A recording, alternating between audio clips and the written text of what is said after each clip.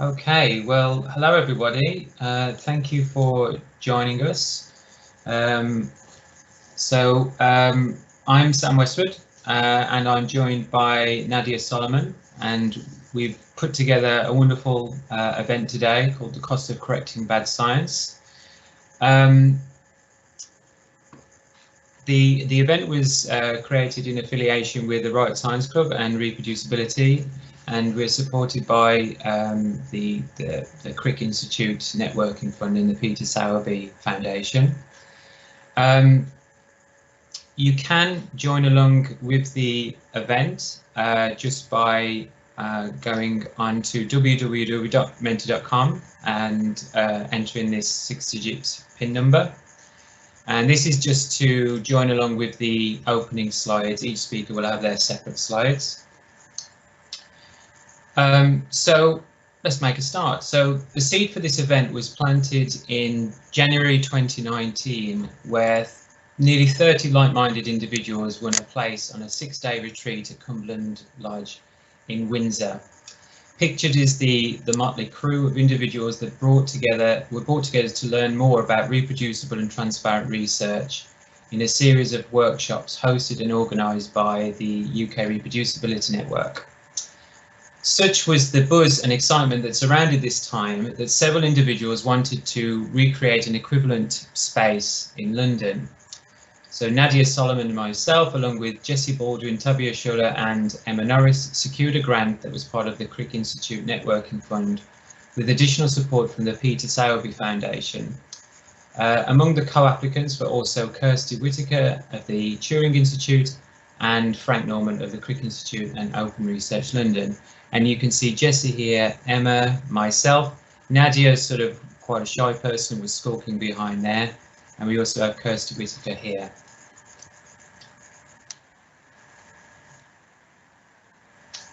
So the plan was to host a series of events and workshops in order to build a community of the same like-minded individuals that were gathered at Cumberland Lodge.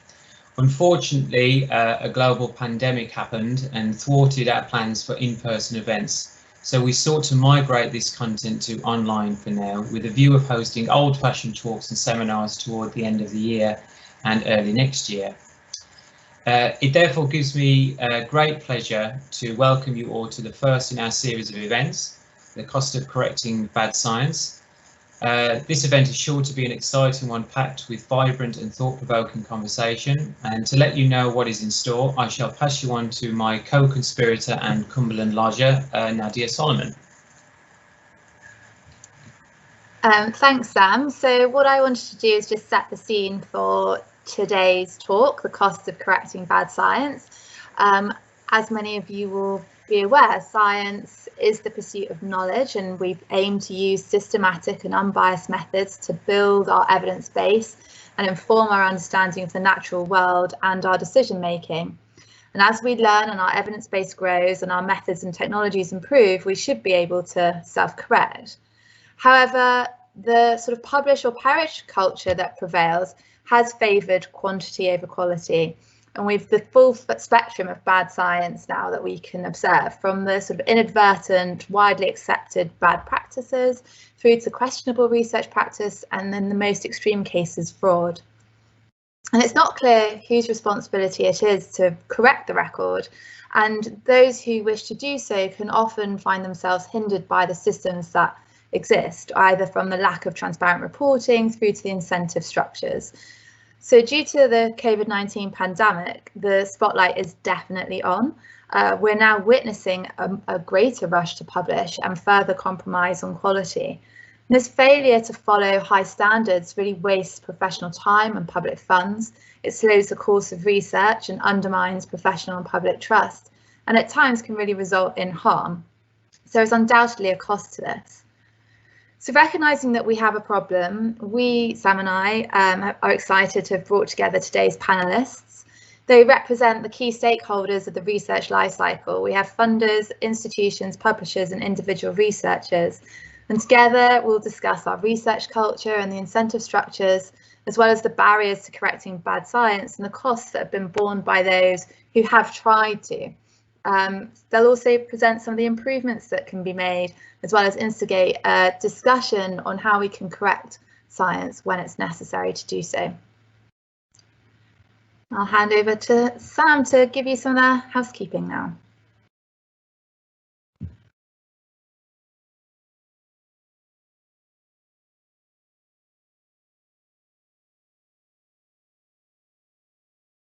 Sorry, Sam, you're muted. Sam, you muted, mate.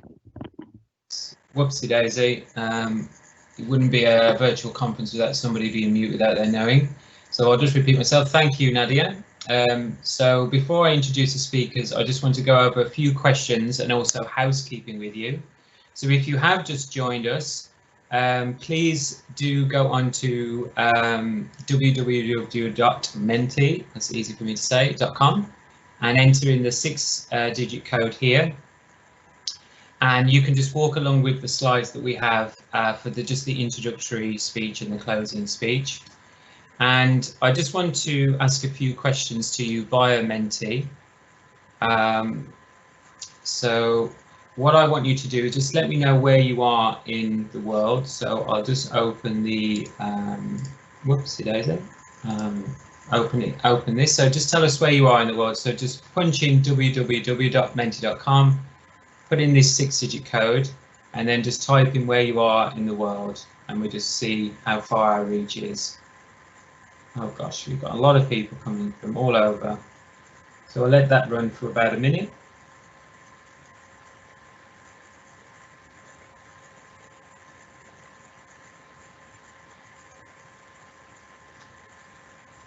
Wow, it's great to see so many people being reached out there.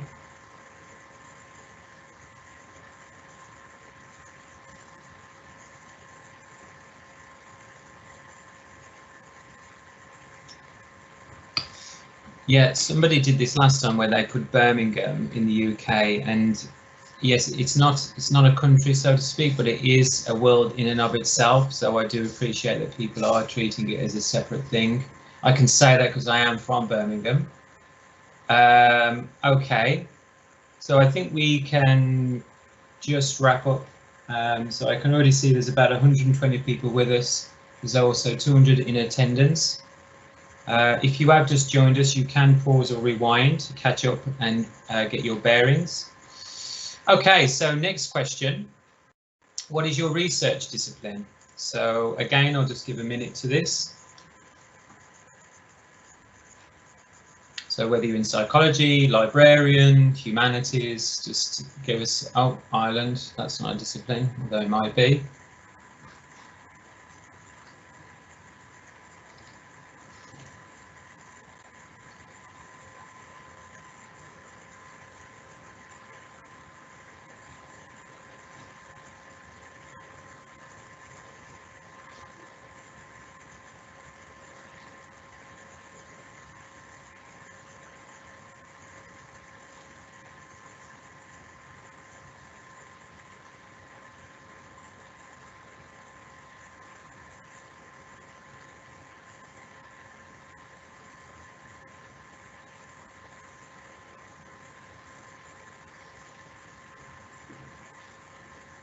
Okay, a lot of people from psychology and neuroscience, microbiology, but we seem to have a broad church of people, which is again great to see. Okay, last few seconds just to punch in your responses. I do appreciate that there is a sort of a delay to the feed, so apologies for those people who are kind of at the delay to this, but I think we've caught a lot of people. So again, thank you for that one. We may revisit this later on. Last couple of questions now. These are a few prickly ones. So I just want you to let me know of how many of the following have you practiced. So again, I'll give a minute to this. So these are the kind of things, routine things that we might be expected to do, or we might practice throughout our scientific career. And just let me know, and you can choose one or more than of the options that we have. So we've got failing to report all dependent measures, collecting more data after seeing where the results were significant, stopping data collection after achieving the desired result. Is everybody reluctant to answer this question? It's quite a sensitive issue. Okay.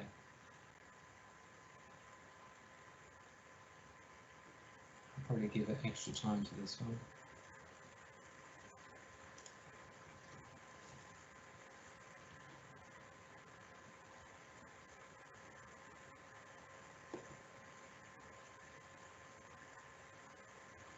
Okay, I think my computer's slowing down a bit because of this.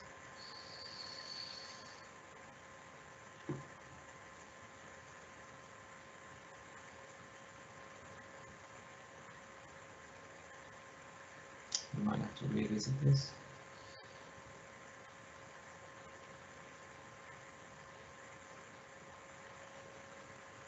What I might do is, if this lag persists, I'll just move on to the next slide and then we can revisit this later on. I can see there's a flood of responses coming in now. But unfortunately, I think we have a bit of bandwidth issue. I don't want to have any more delay. I can see, good Lord, there's like a swarm of blue dots now forming. I don't know whether it's a good thing or a bad thing. I'm sort of scared, it's sort of pained. Okay, so I'll see if I can just quickly move to the next slide, if it will allow me. Okay, and this one should not suffer any lag. So again, what do you view as the key area of concern in research? So just punch in what you view as the key area of concern for you. It could be just job prospects, it could be incentives, as somebody has said, it could be diversity, inclusion, it could be anything. It doesn't necessarily have to be related to issues with correcting for bad science.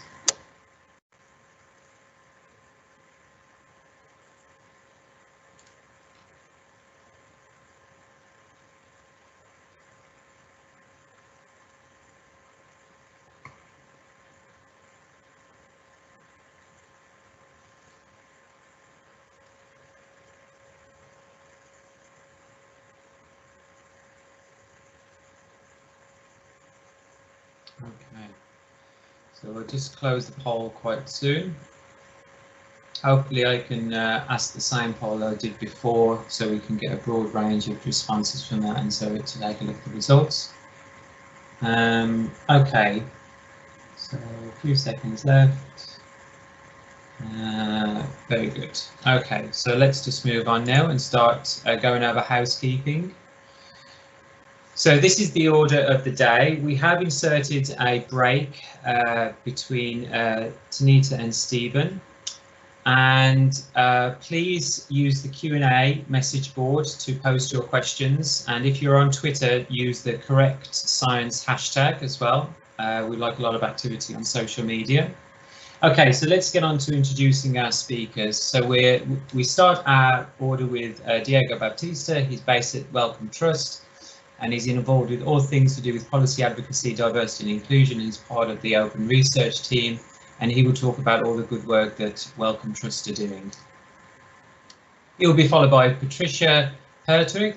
Patricia has worked as a data librarian at CERN's Scientific Information Service and has contributed to the Turing Way Handbook, as well as a list of other really important self-organising initiatives. Her talk will introduce the hidden ref, which I think needs to be more overt than covert, and which is a competition that recognises all research outputs and every role that makes research possible. And she will be followed by Tanita Kusky. Tanita is the head of research policy at Glasgow, and the focus of her talk will seek to highlight that research integrity relies on sustained improvements in research culture. She will then be followed by Stephen Eglin, computational neuroscientist at Cambridge. He's involved with a whole litany of things, Bullied into Bad Science, senior editor at bioRxiv and at Scientific Data Journal. And he will be talking about the sort of perverse incentives that drive bad science and how we can address those head on. And to round us off, we have Elizabeth Bick, a former member of David Roman's lab at Stanford. She's now a scientific integrity volunteer and occasional consultant, and she's noted for her work on sort of scanning through many thousands of papers to look for image duplication and manipulation. And then once we have finished all of our speakers, we'll go on to the roundtable discussion, which will be about 30 minutes. So, Diego, if you are ready to start, if you want to start sharing your screen, and our IV team will set you up, and you can kick us off. Okay, that should be working all right. So thanks, Sam and Nadia, for the invitation. Super happy to have joined. Oh gosh, it says bad network quality. Hopefully you can still hear me. Just a small correction. So I used to be a part of the open research team at Wellcome. I'm no longer working directly in that team, but we do a lot of work together. So it's really nice to sort of have history somewhere in the organization. Oh gosh.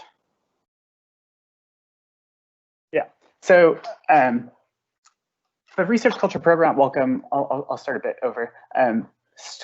We started having conversations about it in the building probably about 2 years ago. And the idea was that there's sort of all of these symptoms in the research ecosystem, one of them being pressure on people that might lead to behaviors of misrepresenting data or misconduct that people have been working on for quite a long time, but have never come through Wellcome as a specific program. And so this is kind of how the research culture program was born. And one of the main ideas was that we really focus on this idea of excellence as funders. And we want people to have really good ideas, but it's done at the cost of anything. And we'll look at the papers and say, oh, wow, you've published really well, but we don't really take into account how the research is done. So how the people are treated. Is it done ethically? I mean, to an extent, we look at if it's done ethically, but is it done rigorously and in a reproducible manner? And I think we very much, as funders, need to take care of that or take insight into that. And so I'll briefly go through some of the program, but then try to focus on ways that we're still trying to engage the community. You might have seen a report we produced in January of this year. God, that seems so long ago. And it was called What Researchers Think About the Culture They Work In. This started with an extensive evidence review, about 100 qualitative interviews. I didn't participate in these first two phases, but I heard that once people started talking during the qualitative interview, they couldn't stop talking, and then something like 80% of them ended up running massively over.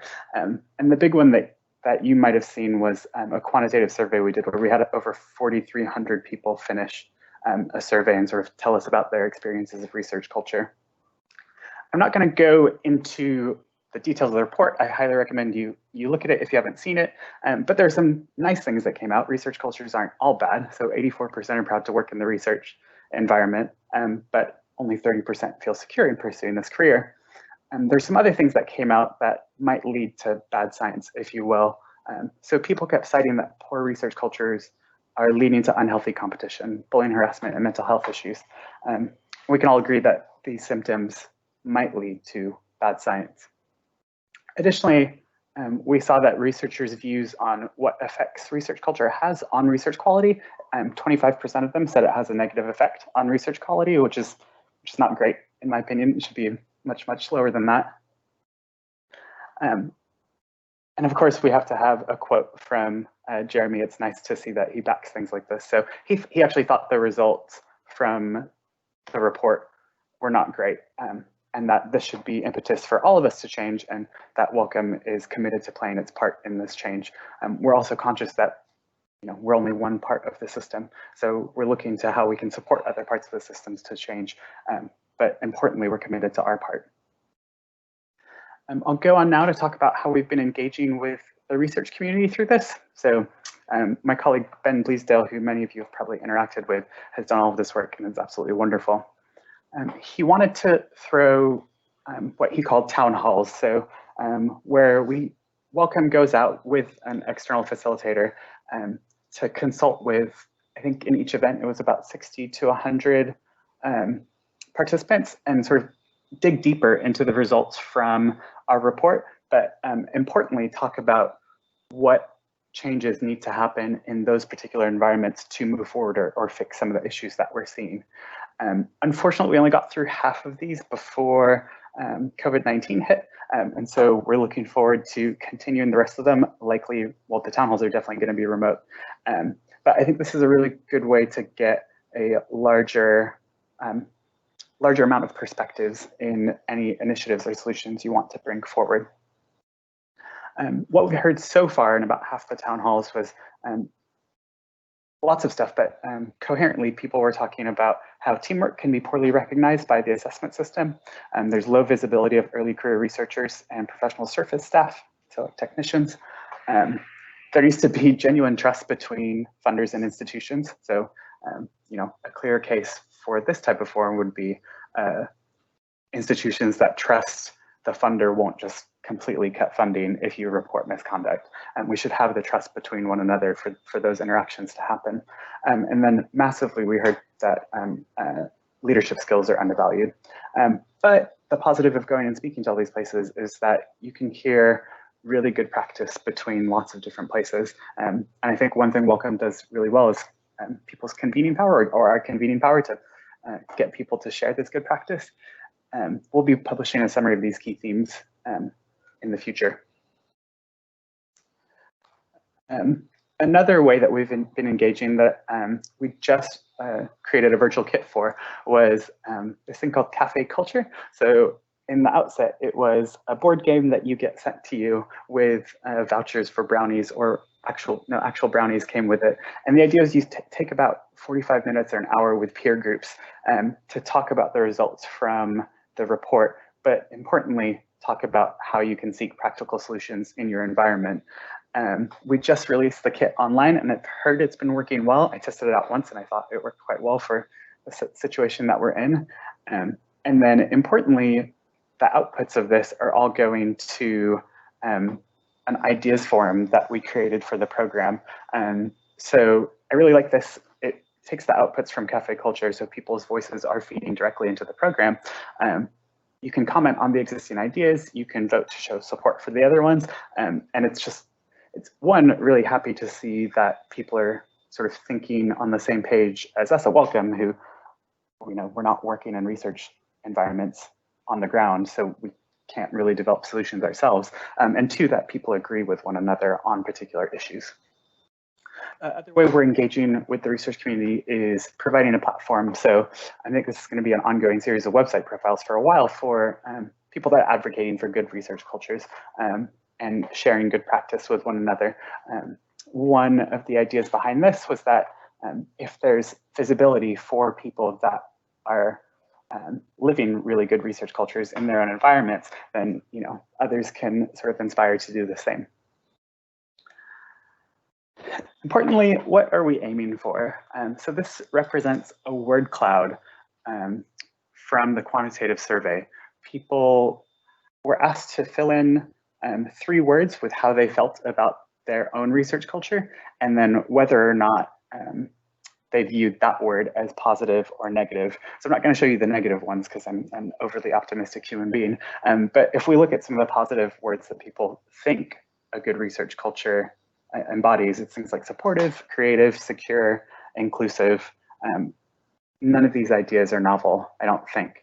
But we're taking sort of all of this consultation, all of these ideas of what a positive research culture is, and trying to build a vision for the whole sector so that everyone knows what the goalpost is, and then we can all agree on that. I think that could be a really powerful message. Importantly, what actions do we need to take as a funder?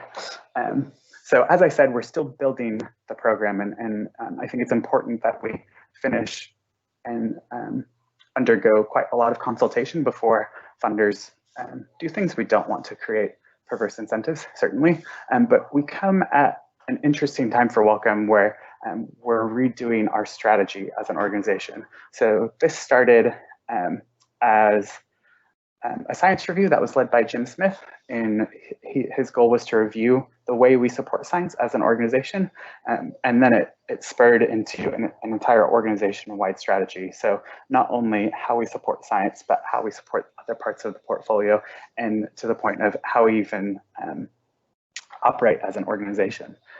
So I can tell you a few things that that have come out from the strategy review, but formal communications will be much later in the year.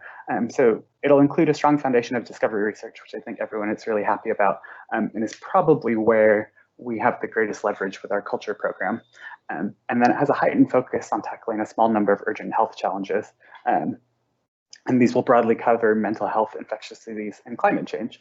The most exciting thing for the culture program is that we've gotten to input and develop a lot of the outputs from the Wellcome Strategy Review, which means that research culture is actually being baked in to how we're going to operate as a funder in the future. So, you can think about how you're assessing applications through the lens of research culture, or how you're sort of even communicating applications to people. And so I think this is really exciting, and I'm looking forward to seeing the results of it. And as we're sort of developing, these processes with the Wellcome Strategy Review, what we're doing in the culture program is sort of taking it in 3 buckets. So things that will require, things that will reward, and things that will support. And I'm really trying to stray away from the require bucket as much as possible. We really think positive reinforcement is the way to go. So reward and support are the best ways to move towards good research cultures. But obviously, you're going to have people that are not going to behave properly. So require will be required eventually, but I don't think it should be right off the bat. I'm happy to take any questions. Wonderful, thank you, Diego. That's a really lovely talk and overview. We do have a few questions come in. So what I'll do, I'll just prioritize the ones that have been upvoted. So we have quite a long question, so you can look at your own message board if you like, Diego. I'll just read this one out verbatim. So great talk, Diego, thanks. I agree that teamwork is often poorly recognised. I feel that one way in which this is still obvious is with collaborative research grant applications, where Wellcome, as other funders, still only permits one lead and usually wants very senior people. Are you planning to allow forms that would permit several co-leads, and also the showcasing of ECR who can contribute substantially towards the proposal? That's a great question, and thanks for that. So I can't give you the official welcome line because technically we're not allowed to release that yet, but I can give you how I'm trying to influence this. I fully agree with you. I think we have a scheme about collaborative awards, but it still doesn't allow you to have co-leads in particular research groups, and then normally the person is the most senior person in the group. I think having early career researchers and people who are developing their research identity to be put on grant applications is essential if you want to incentivize this. Wonderful. We have another question that's got a lot of attention, which was, should we not ditch the term excellence altogether? I'm never quite sure what it means and is mostly used as shortcut for doing well in rankings. Yes, we should ditch the word excellence. I mean, we've worked really hard to get it out of lots of documents in the organization. There's an interesting exercise going on right now with an affiliate of Wellcome, so it's called the Research on Research Institute, and it's a consortium of about 14 global funders or so, and one of their kickoff projects is trying to dive deeper into this idea of what is excellence mean through the lens of a funder, and I was really happy to hear those conversations start with, we should probably just ditch excellence altogether and be much more focused about what we mean. So when we say excellent, do we mean rigorous, reproducible, things like that. Great. I have a sort of pre-prepared question for you as well. So this might be seen as a softball question, but I think it's quite a pointed one nonetheless. So Wellcome doesn't have a great history with whistleblowing. How can we know that you have any credibility in this space? I think everybody sort of wants to know exactly how do you handle and protect people that do want to speak up, because it's a very thorny and very complicated issue. It's a super complicated issue, and thanks for that one. So this speaks to how we've heard quite a lot. We need to build trust between institutions and funders. I can think of a number of cases that the speak up policy at an institution that we fund was not used properly and then not supported with the organization because people are uncomfortable about these kinds of issues.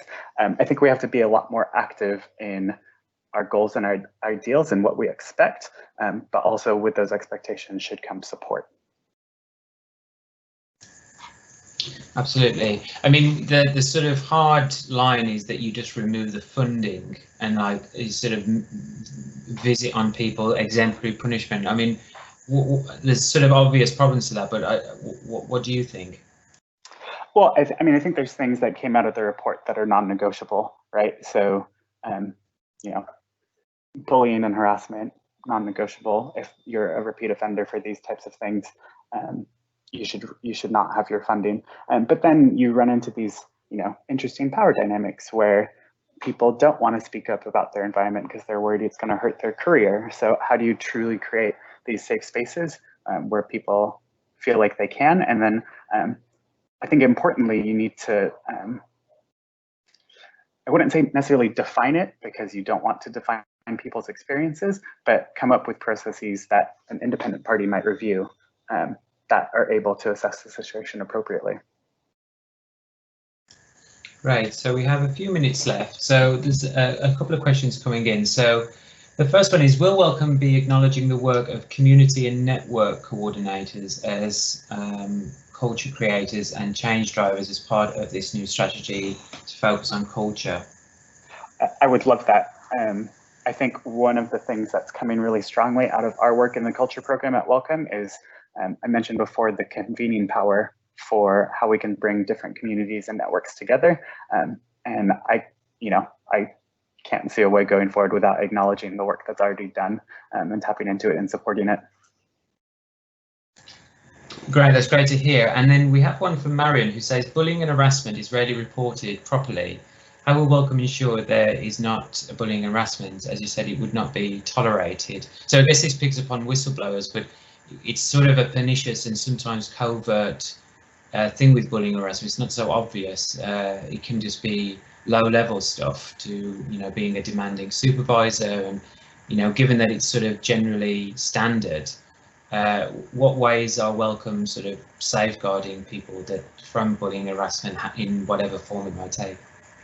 Yeah, that's a really good question. So it's going to be a long road, right? There's people who actually don't think funders have a real responsibility for this. I fundamentally agree with that. If we want, if the goal is to get quote unquote very good research or fundamentally health changing and benefiting research, you need to make sure the environments are good enough for this to happen and actually accelerate this to happen.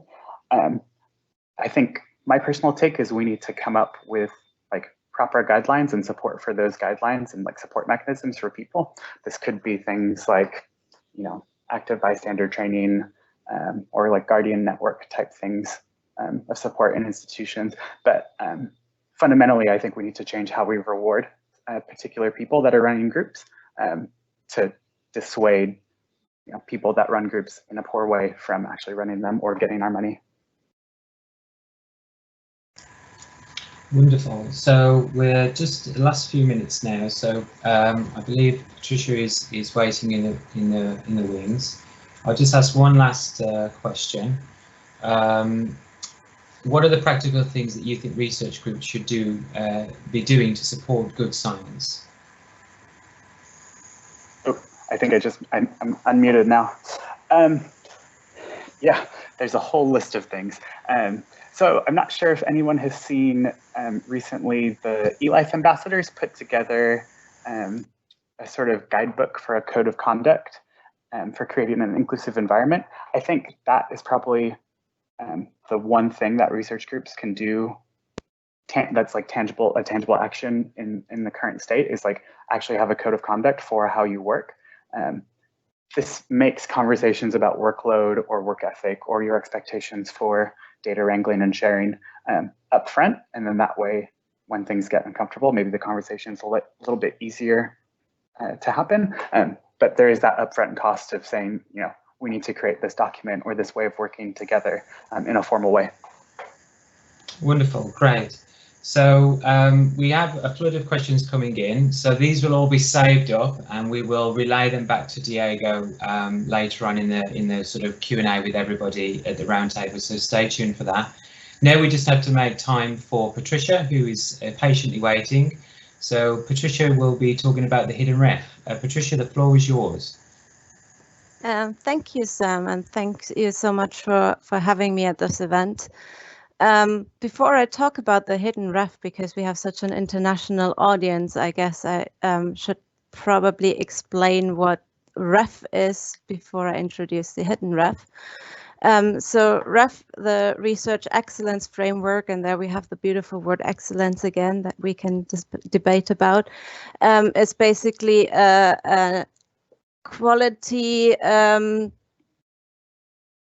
comparison exercise carried out by the funders of UK higher education institutions. And how it works is that you have expert panels that review the research that is carried out, and that is through research outputs, impact case studies, and environment statements. And then they assess the quality of what gets put forward in their panels. And the results of that are used mainly to benchmark between institutions.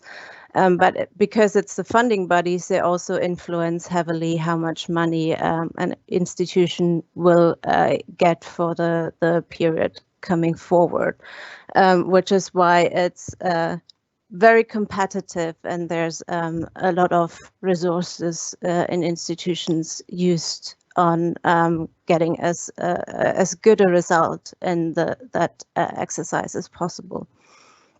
So the last time this was run was in 2014, and in 2014 191,000 research outputs were submitted to those expert panels, and the large part of these were publications, and only 3% of the outputs represented all kinds of other contributions made to research, such as software or data sets. So the ref, similar to other funding or award exercises, is heavily based on traditional research outputs such as publications, and though the rules allow to submit also other research outputs, they are often not put forward. So the hidden ref is an initiative to celebrate all kinds of research outputs and the unsung roles that make them possible. So that's basically stemming out from an idea that in institutions, there are a lot of people who try and push for open and reproducible science, who support researchers in writing good software, in sharing their data, and all these roles are working, but to make science more reproducible and maybe better, if you can put it that way. But they stay hidden because basically in the overall picture of the ref exercise, it's what gets put forward is the publications in the end. So the hidden ref is currently like a volunteer-led initiative with 7 committee members. And we launched in February 2020 with a timeline that looked like this. So we thought we asked for people to put in categories in what they would like to submit to an alternative exercise. There could be categories that the ref already knows, but where there are just not that many submissions. But there could be also new things that that Ref doesn't even recognize to be possible.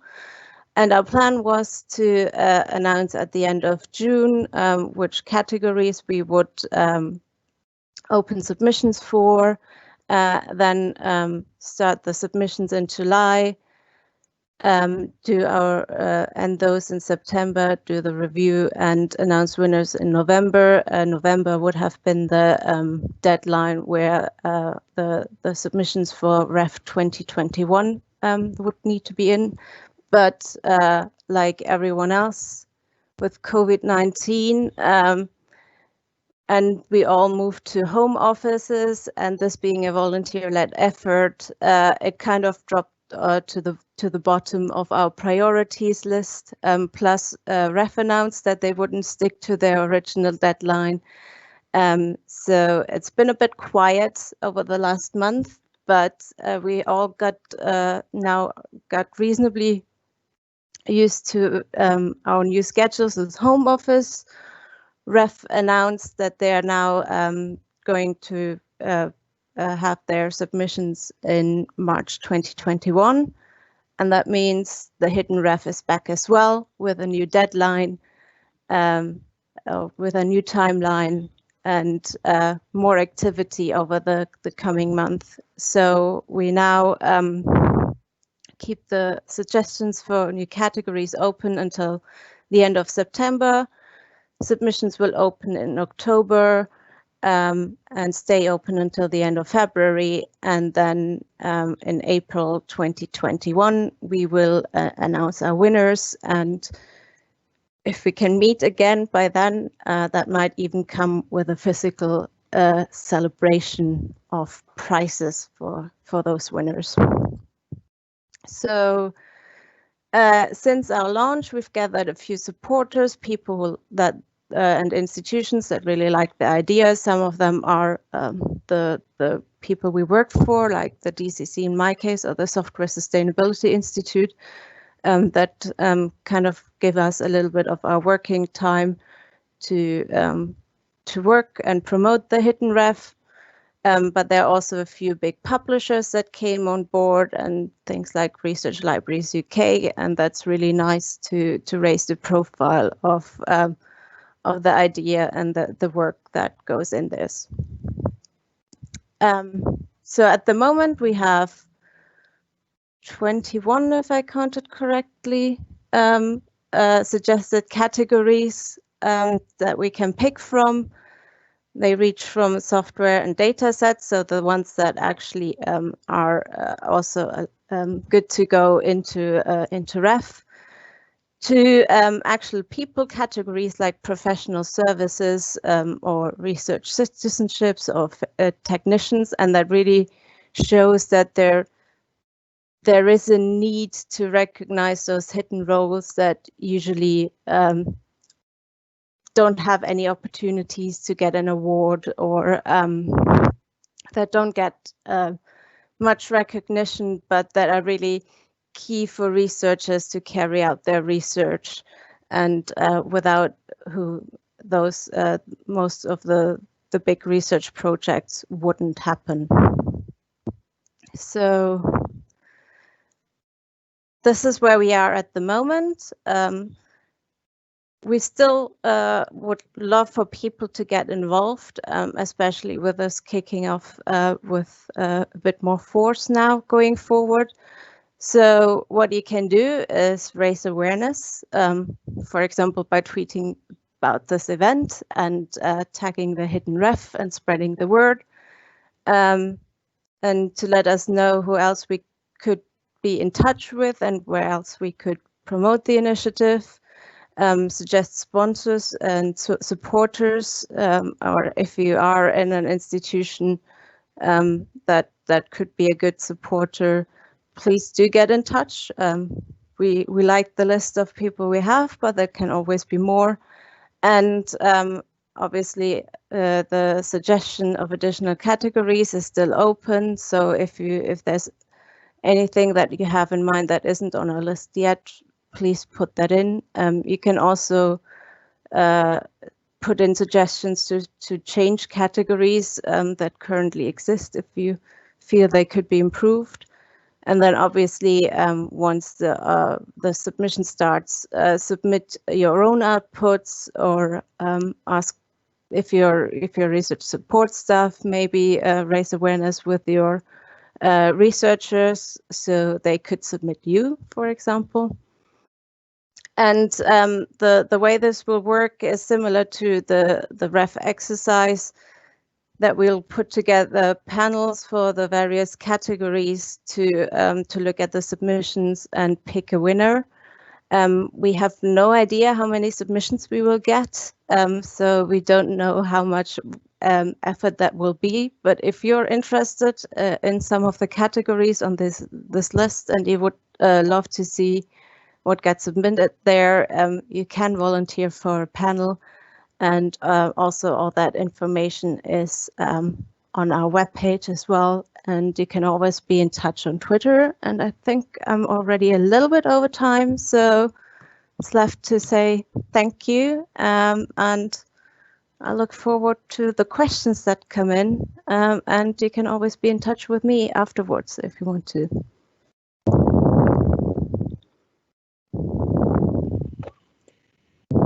Thanks, Patricia. That was really great and really interesting to be introduced to the hidden ref. I certainly I still don't actually properly understand the ref in its entirety, being an early career researcher.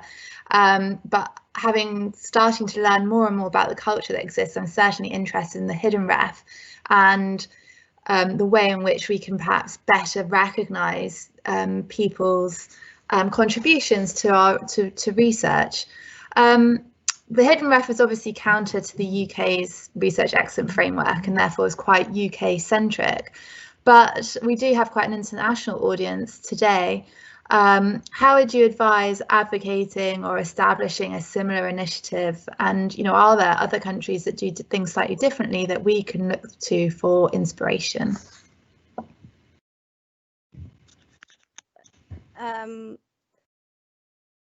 So it's obviously for this round we're looking mainly at UK submissions and volunteers from the UK, but other countries have similar exercises. They work slightly differently than in the UK, but there are assessment exercises in a variety of countries. So if anyone there would like to set up something similar, we would love to help and basically share the knowledge of how we set it up, how much work it is, what works, what might not work. Some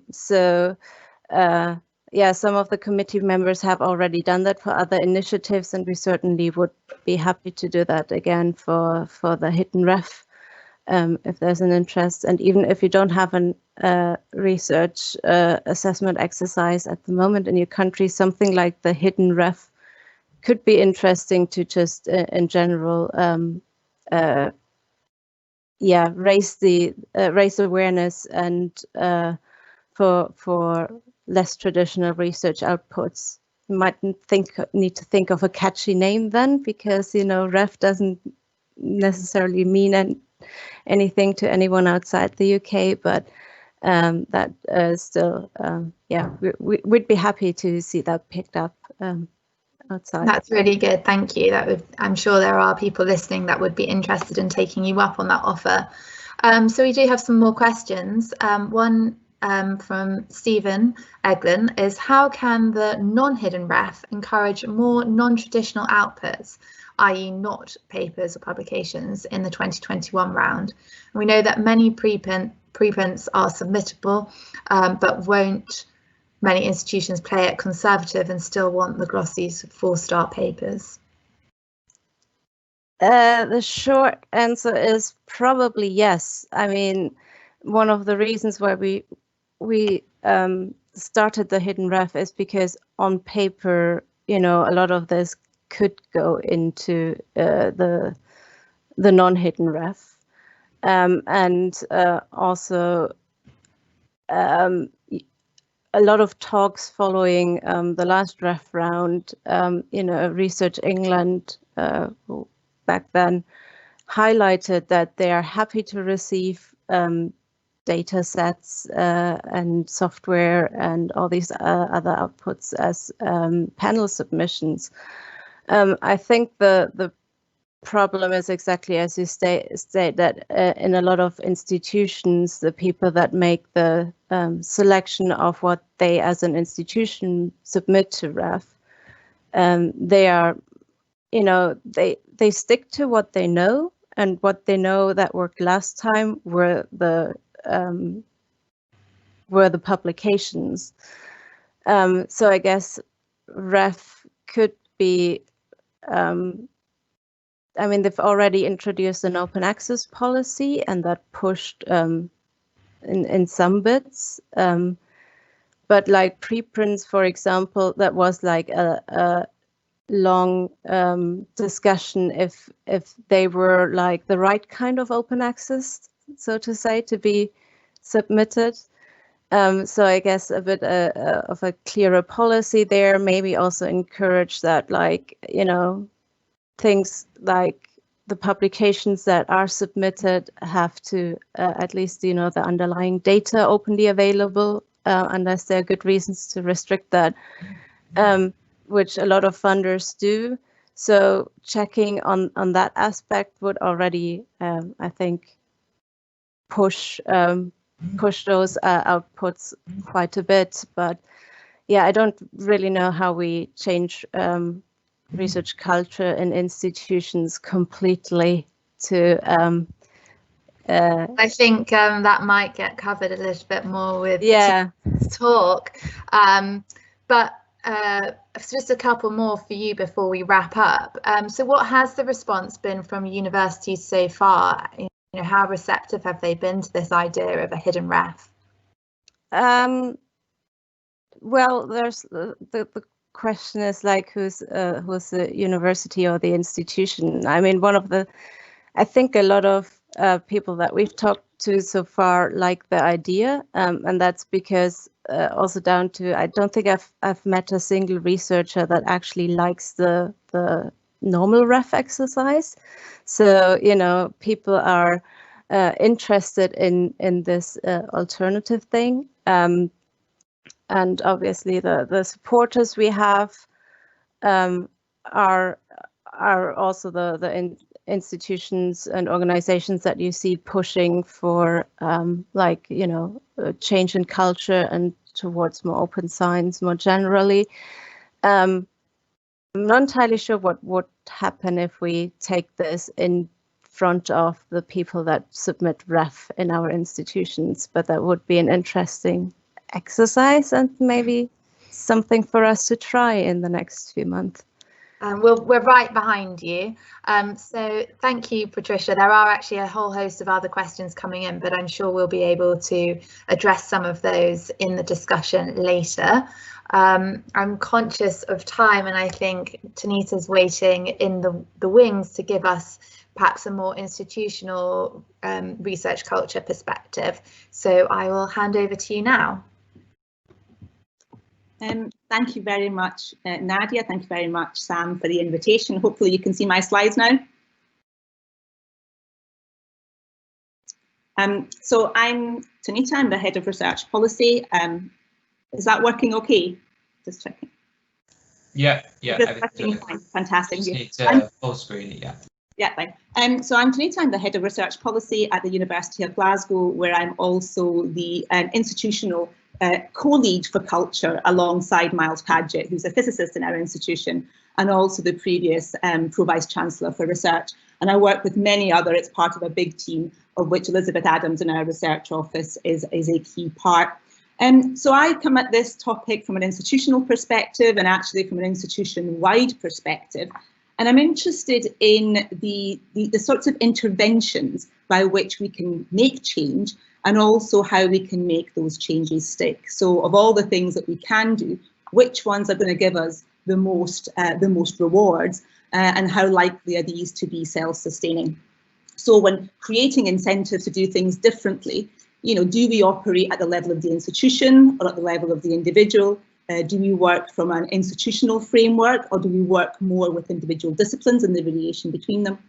How many things can we do as an institution, and how many do we need the collaboration and cooperation of the sector more widely? That might be other institutions or funders or publishers.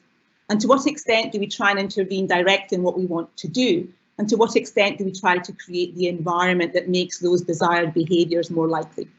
So I suppose the point I'm trying to make is that research practice fits within a much broader and more complicated environment that includes how we support careers, how we create incentives, the funding structure that we have, the dynamics within groups. And so how do we influence that broader environment so that the quality of our research is improved and the incidence of bad science decreases? So I'm going to start with something that probably we won't disagree on, which is if we want to improve the way our research, then we need to improve and focus on how research is done. And if we want to improve how research is done, we need to focus on developing better habits. And so this is a quote from a Nature editorial from last year, basically saying that the biggest impact on research integrity is achieved through sustained improvements in day-to-day research practices. And so that might be open research, it might be better data management, it might be better techniques, but that aspect of it, so creating better approaches, is better than just weeding out a few bad actors. So that being the case, I have a couple of observations. The first is that, as I've said before, integrity is one of many interlinked activities. We can focus on solving integrity, but actually we won't do that successfully unless we also incorporate all the things that sit around that. Support for careers, for example, the incentives, the funding structure, and so on. The second thing I would say that in the UK at least, we are a little bit constrained by compliance measures. So when we're looking at all these different activities, we're very much responding to sector level requirements. And I've put a list here of some of the ones that we have to be involved in at institutional level. The Concord Act to support research integrity is of course particularly relevant here, but also we have a duty to use metrics responsibly, to be inclusive in our practices, and so on and so on. Develop accountability towards our funding bodies, support careers, Concordat and open data, REF, and also assurance for how we spend our funding. And actually within an institution, all of these different strands of activity will be the responsibility of different parts of the organisation. Okay, the library will be handling open data, HR, bullying and harassment, the research office will be dealing with career support, and so on. And so what we really need to do actually is try to bring all of this together to create a much more supportive environment in which research practice, or good research practice, becomes the norm. And so I've modified this quote slightly to basically reflect the focus of this conversation, which is that the biggest impact on research quality is achieved through sustained improvements in our day-to-day research culture. And that means support for careers, recognition for individual contributions and diverse contributions to research, as well as diverse outputs. And that all of this is a better approach than dealing with these strands individually in a fragmented manner. So this is what we've been doing at Glasgow as well. So I'll take you through some of the examples of what we've been putting in place and the lessons that we've learned along the way. So the first thing we did, which I think I would recommend to anyone trying to do this, is to define what is meant by culture and what you mean by a positive research culture within your institution, which might also not be at the level of the institution, it might be at the level of the division, the school, or even just your research group. So we have three different aims here. We'd like to create a culture in which colleagues are recognised and valued for their varied contributions to research activity. If we want to work towards bigger things, then we need to recognise that this will involve collaboration, and that will involve collaboration from different career stages, from different disciplines, different sectors, but actually different job families as well, including our technical staff. And if we want those collaborations to happen and we value them, then we need to value the contributions and reward those contributions to make those contributions most likely. We also want to create an environment in which we support each other's careers. You know, we are in an environment where too often there is a hierarchical structure within our research teams or within our research institutions. How do we make support for careers a basic activity that academics both need to engage in and that they are rewarded for doing, so that create a community in which we share what we know and share our contacts. And then importantly for this discussion, we also want to create an environment that supports work that meets the highest standards of academic rigour. Okay, whether that is pushing the boundaries of knowledge, changing society, whatever that contribution is, let's ensure that it stands the test of time. And one of the things that I suppose we have been very keen on is not just to follow policies. There's lots of concordats, there's lots of policies that we develop in response to those. There are policies that we develop internally to meet our values, but actually the most important thing we can do to their communities is actually to think about actions. So how do we develop a number of actions, big actions, small actions, varied actions that are aligned to each other such that we push the culture in the right direction? So the screen grab at the middle of this slide is a very short video, 2 or 3 minute video that we have made, which is open to everyone to look at, about how we implement our priorities and what they are. We also have a statement on research culture that tells our community what we've done, what we're going to do, and how we're going to measure our progress. And we also have a 5-year action plan for research culture that doesn't just set out what we're going to do and hold us accountable for that, but it also sort of spells out what the dimensions of culture are. And so it's about the visibility and the openness and the career development and the support for collaboration, so that we don't leave it to people's imagination as to what we mean by culture. So as I've said, change becomes more likely when we align our agendas and actions. And here are some examples of what we've been doing at Glasgow. We divide up our actions into 4 different categories. We want to support what we value, and we try to do that consistently. We then reward what we value, celebrate what we value, and monitor how we're doing. So for example, under the support what we value category, if we're serious about implementing metrics responsibly, then how do people get a sense of that? Clearly we have a policy, but we also have piloted within our strategic recruitment schemes a mechanism whereby applicants can select their 4 most important or most significant outputs and describe in a narrative what significance it had and also what their contribution was. They can use the credit taxonomy, or they can describe it in any other way. We have, in the context of integrity specifically, developed a network of integrity advisors that are there to advise on things like openness or just advise on things like authorship. And also, if we're keen on and if we're serious about collaboration, then let's ensure that we provide career paths for those who do not follow a traditional career path. That's the first step in ensuring that we reward what we say we value. And again, nothing gets more attention than our promotions criteria. And so as of the current promotions round, we have required anyone being promoted to professor or being promoted between professorial zones to demonstrate a commitment to collegiality through practical actions. And we've also required open research and parity for different types of research outputs. Our Research Culture Awards allows us not just to celebrate those who embody our values, but also allows us to share practice across the university about what we want to see. And our culture survey tells us what we might be doing well, what different units are doing and how well they're progressing, and where we need to put more investment and attention, and at what level that investment and attention needs to go in. Is it institutional level or is it local?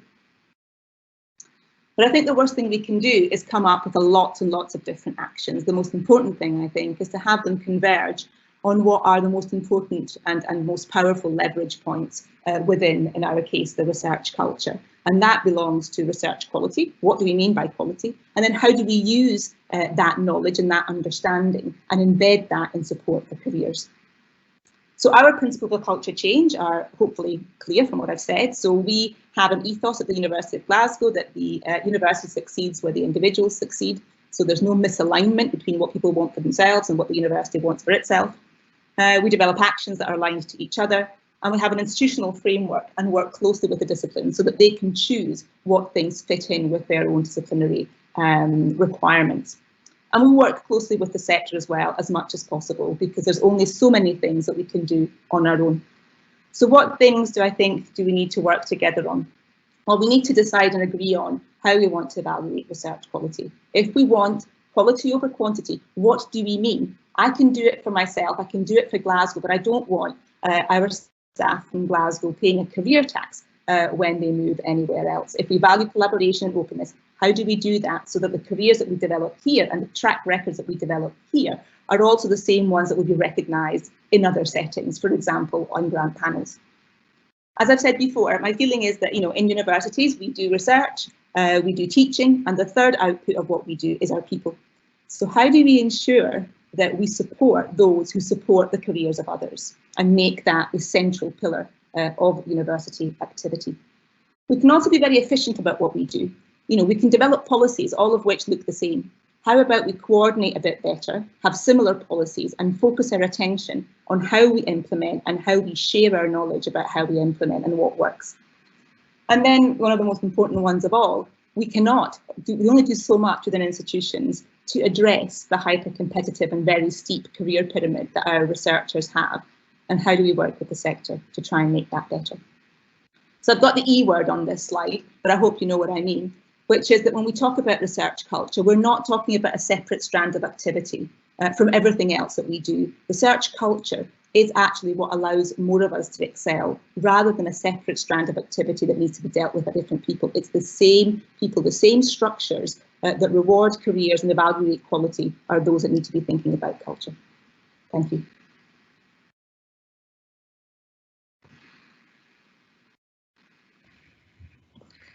Thank you, Tanita. That was extremely detailed, and there's loads of questions coming in at the moment, so I don't want to waste time rambling on. I'll just start firing them at you. So I think when we talk about culture, of course, for many people, it's a very broad and all-encompassing term. And so some of the people have asked, some of our audience members, is how do you value research culture, qualitative or quantitative, and what kind of awards are given? And I think that also feeds into a question that we were discussing, which is, there are a number of ways in which culture can be improved, but which of them would you say is the strongest lever? So the first question then, whether we're evaluating quantitative or qualitative. This is the second year that we've run the Culture Awards, and some way last year was a pilot, and we have learned from that. We wanted to be as inclusive as possible, in that we wanted to ensure that we were rewarding either individuals or teams from all job families. And we were very clear that we wanted to see improvements either at the local area or the discipline area, or indeed at the level of the sector. So anything that improved practice or the environment in which research is taking place would have been rewarded. In the main, this was generally to do with things like supporting peers or more junior colleagues to understand what constitutes good practice. So it might be journal clubs or hackathons or mechanisms of this sort that ensured that knowledge was shared. Now, so I would say in response to the question, I would say it was broadly qualitative.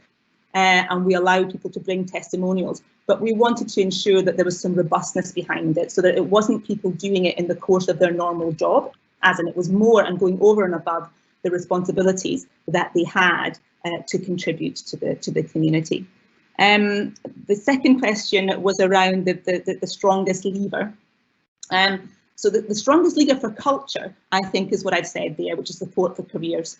How do we reward those who support careers for that support? And similarly, therefore, how do we ensure that there is support for careers for that all to work? If the question was around the biggest lever for quality, I would say that visibility and openness is, because openness and visibility is what all researchers want for themselves. And I think we want that for them. And that gives them the ability to share their ideas, for others to build on their ideas, to improve those ideas. And by sharing, if they can, their data and their methods, they're also getting an improvement in their approach. So I think visibility hits lots of different priorities that I think researchers ought to wish for themselves.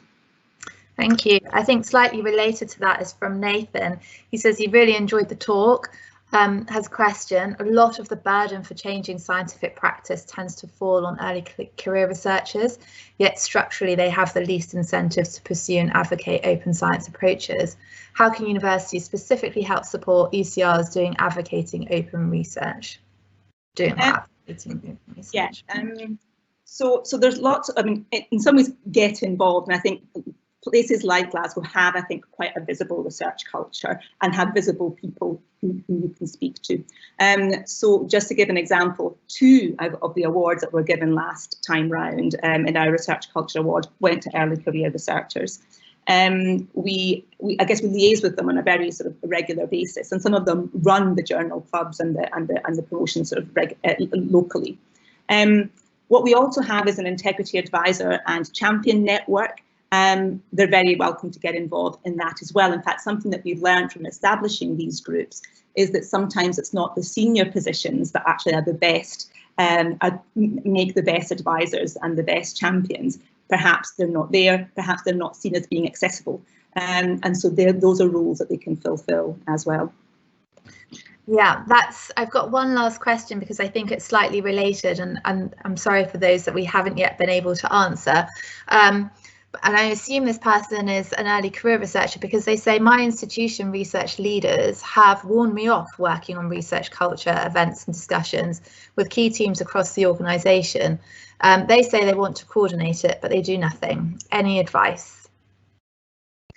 I suppose if someone has a passion for this and has ideas, and you're getting resistance, I would say two things. Why is there resistance? So in that case, can their passion and interest in culture be reformulated as benefiting them and their career? Because that's what the PI or whatever would want. The second thing is, don't give up and try to do things locally if you can't do them at institutional level. There's lots and lots of things that can be done locally, everything from inducting new members of staff to developing, as I said, journal clubs.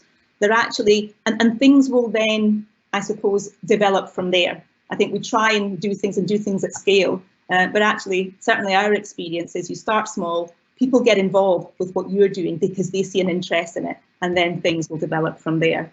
So, but I applaud this person's passion and commitment to this. Thank you. I think we're coming up to our break now. I mean, I certainly would echo that from mine and Sam's experiences. You know, we're doing something sort of slightly outside of our institutions, but we've come together and there is a platform. And so we'd be very happy to discuss how to do this kind of thing, perhaps outside of our institutions, and identify people within an institution that can help you to address it. But I believe we're going to take a break now, but I'll hand over to Sam and Yeah, thank you, Nadia. Thank you to our speakers so far. So I know that people are probably gasping for a cup of tea or a bathroom break. This will give us a time to just sweep through the questions as well, and probably remove some that sort of more comments, so we can see clearly what questions to be asked. But do take advantage of this brief 10-minute break, and we will be back. So see you all in a little while. I'll just put my slide on there so you can see who's coming up. Yeah. See you in a sec.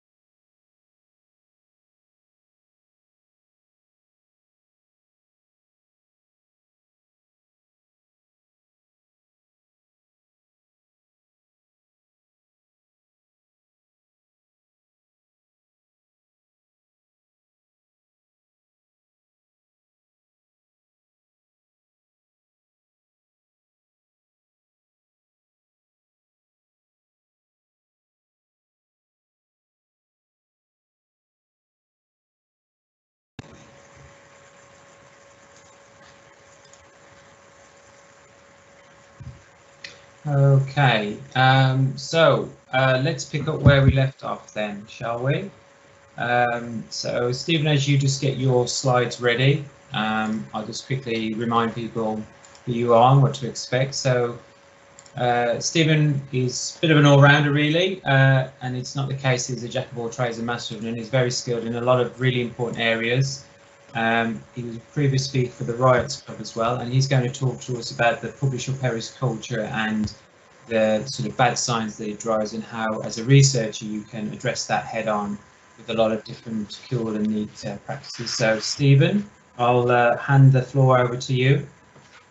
Thank you very much, Sam, and thank you to Sam and Nadia for organising such a great event this afternoon. So I've called this "Don't Be Bullied into Bad Science" because the origins for this come from a campaign that was launched in Cambridge by Karina Logan and Laurent Gatto called "Bullied into Bad Science." At the time, both Karina and Laurent were early careers researchers and were pointing out some of the inequities in modern day scientific labs, and that garnered quite a lot of support, certainly within Cambridge. So if you want, you can look on the website Bullied into Bad Science for more backgrounds and for actions that everyone can do, some of which I will cover this afternoon. So I would just point out that my slides this afternoon are available at this bit.ly.eglin-cost link. So all of the links in here, if you want to follow up with further information. This is a hyperlinked document, so you can get all the material. And thanks to Ben Farrar and Yvonne Nobis for background material. A couple of declarations of interest. I am an affiliate editor at bioRxiv and a senior editor at Scientific Data.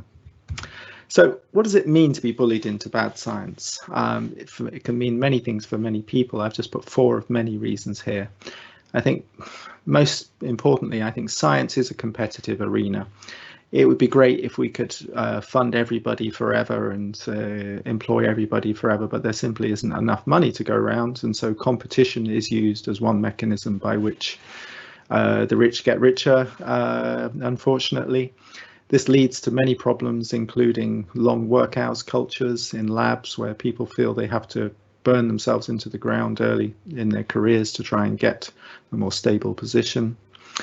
I think a lot of problems around bullying implicitly in labs comes from this race to publish first. The stranglehold that journals have over our culture is just crazy.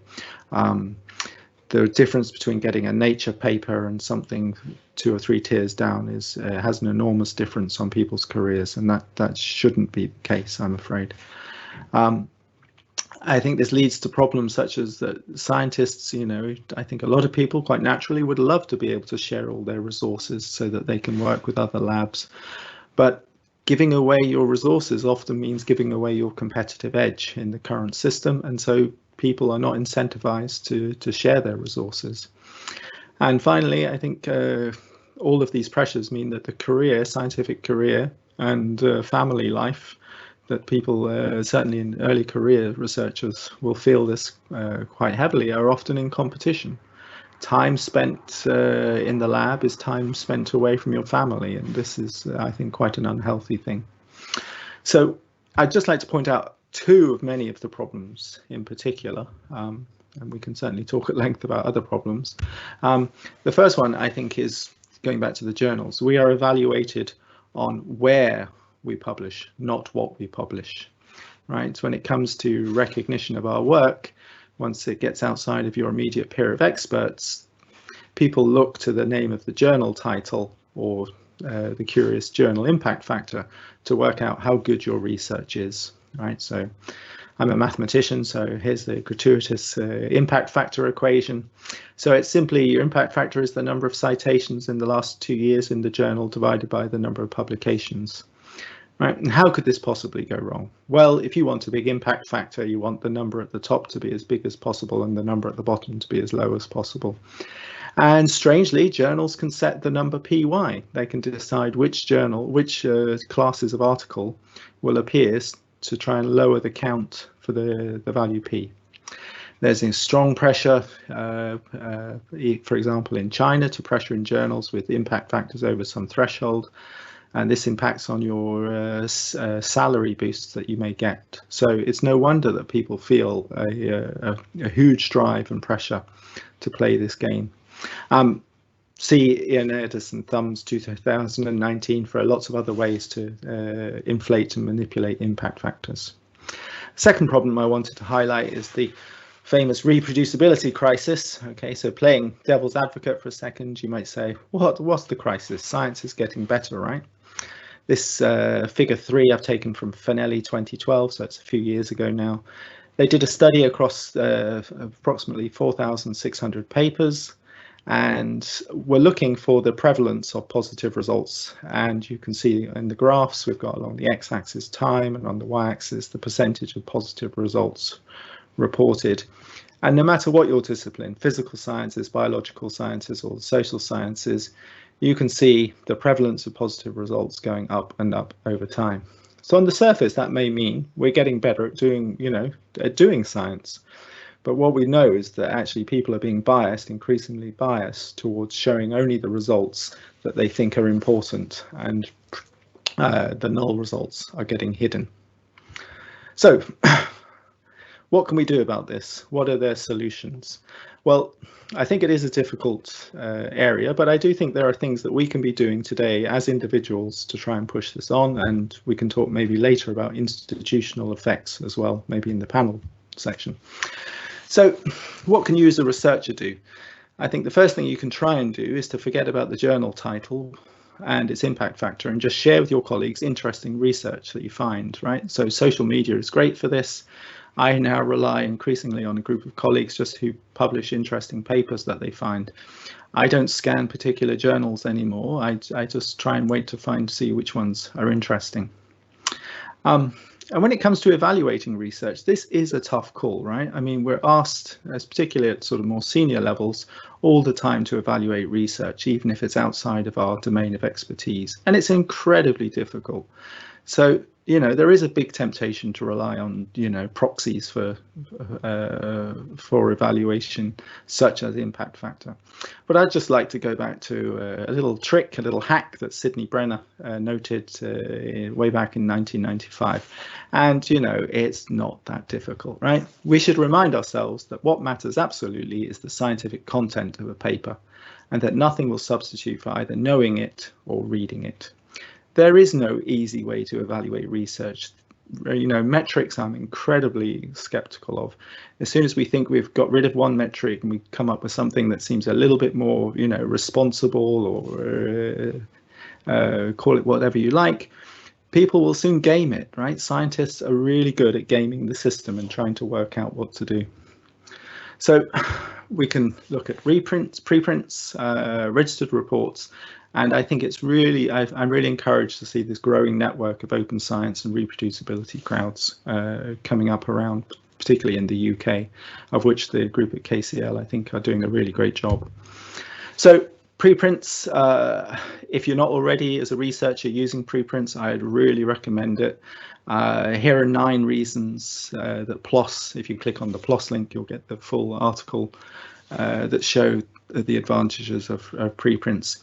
Old diehards who I thought 5 years ago wouldn't be publishing preprints are now publishing them. On the right, you can see the growth of bioRxiv over time. Unfortunately, you may not be able to read the months and years, but you can see the COVID effect. So in the last 3 months, there's been this extra boost onto bioRxiv because of people submitting a lot more since the onset of the pandemic. Pre-registered reports, I just really wanted to flag them up. I think they're the great innovation. People like Chris Chambers have been doing a great job trying to get these embedded in journals.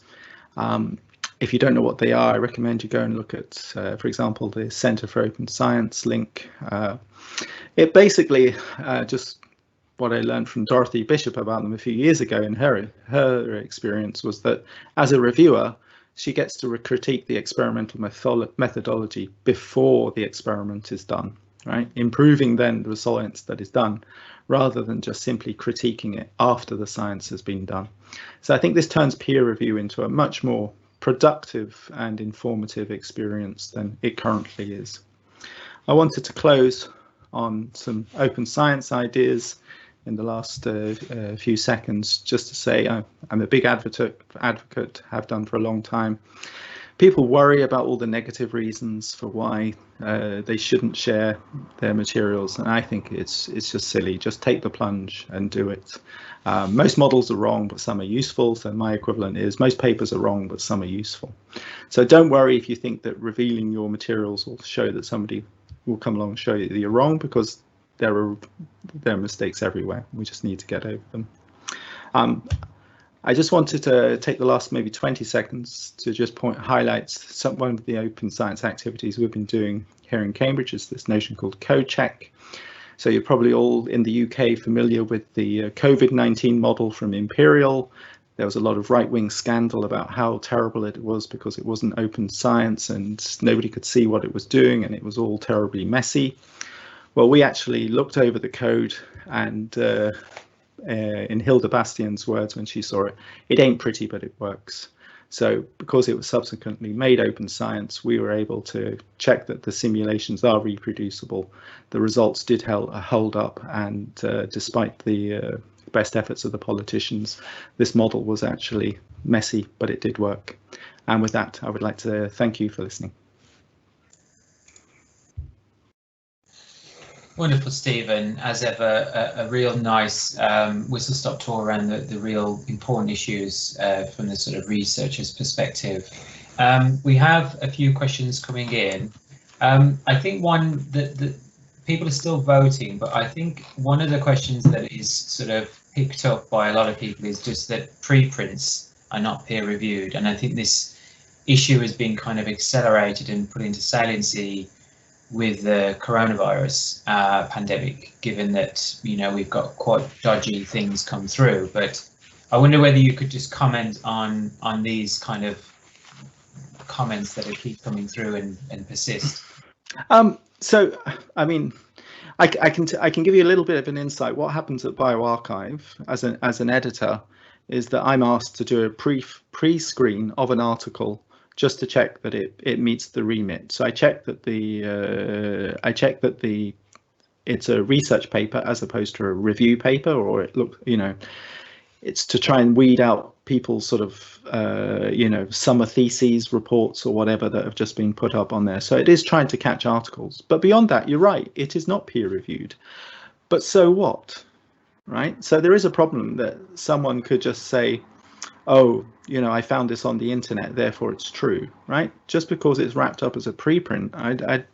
It makes no difference, I think. And I'd then like to push it back and say, well, okay, it's not peer reviewed, but what if it was? If it was peer reviewed, would it necessarily be any better?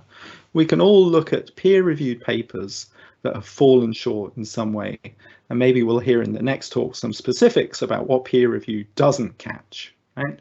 So people look at peer review and say, well, it's this marvelous thing that we need. And actually, I'm not so sure. I'm very much in favor of post-publication peer review.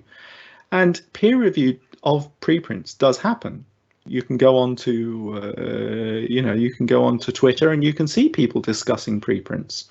What you don't see, of course, is that all attached to the front of the article. So yes, a journalist could just download it and just say, oh, well, I've read this, therefore it's true. And I think that's uninformed journalism, not the fault of preprints. Wonderful. A kind of related question is by James, and he says, do you have a good idea about whether or not preprints lead to better science, or is it still an open question?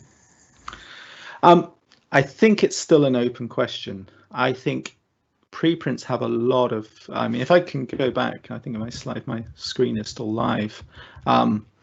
I think it does lead to better science in terms of, for example, it builds up a community. I like sharing a preprint and then hearing my colleagues comment on it, and it can change it before it actually, you know, is then sort of stamped after peer review. So I think that does help. It does things. I think it gets over the scooping effect, right? People are worrying about, you know, establishing priority, and it pushes it one stage earlier. So, but at least you can get your results out and then not worry about how long it takes to get held up in peer review. So I think that's good. Item 7, I do think it leads to, you know, the earlier it's seen by your community, then hopefully you get more feedback and error reduction. I don't know if there's hard data out there yet, but I would like to move to the model where, you know, where we are just pretty much doing this by default. And I would like to thank funders like the Wellcome Trust for and others for allowing us to now cite these, right? Because that's actually having a positive effect. I do recall a few months ago, many months ago, there was a research that looked at the difference between the quality of how peer-reviewed publications are written and preprints. And I think peer review had an edge, but I guess that's what would be expected if you have many people sort of looking at the document. I'm not sure whether they looked at the quality or the merit of what was being reported. Yeah. So conversely, I remember a study which, and this is all sort of anecdotal rather than hard, but showed a very high correlation between the preprint and the final output. Right. And that has to make you wonder why, you know, what does the peer review process really add?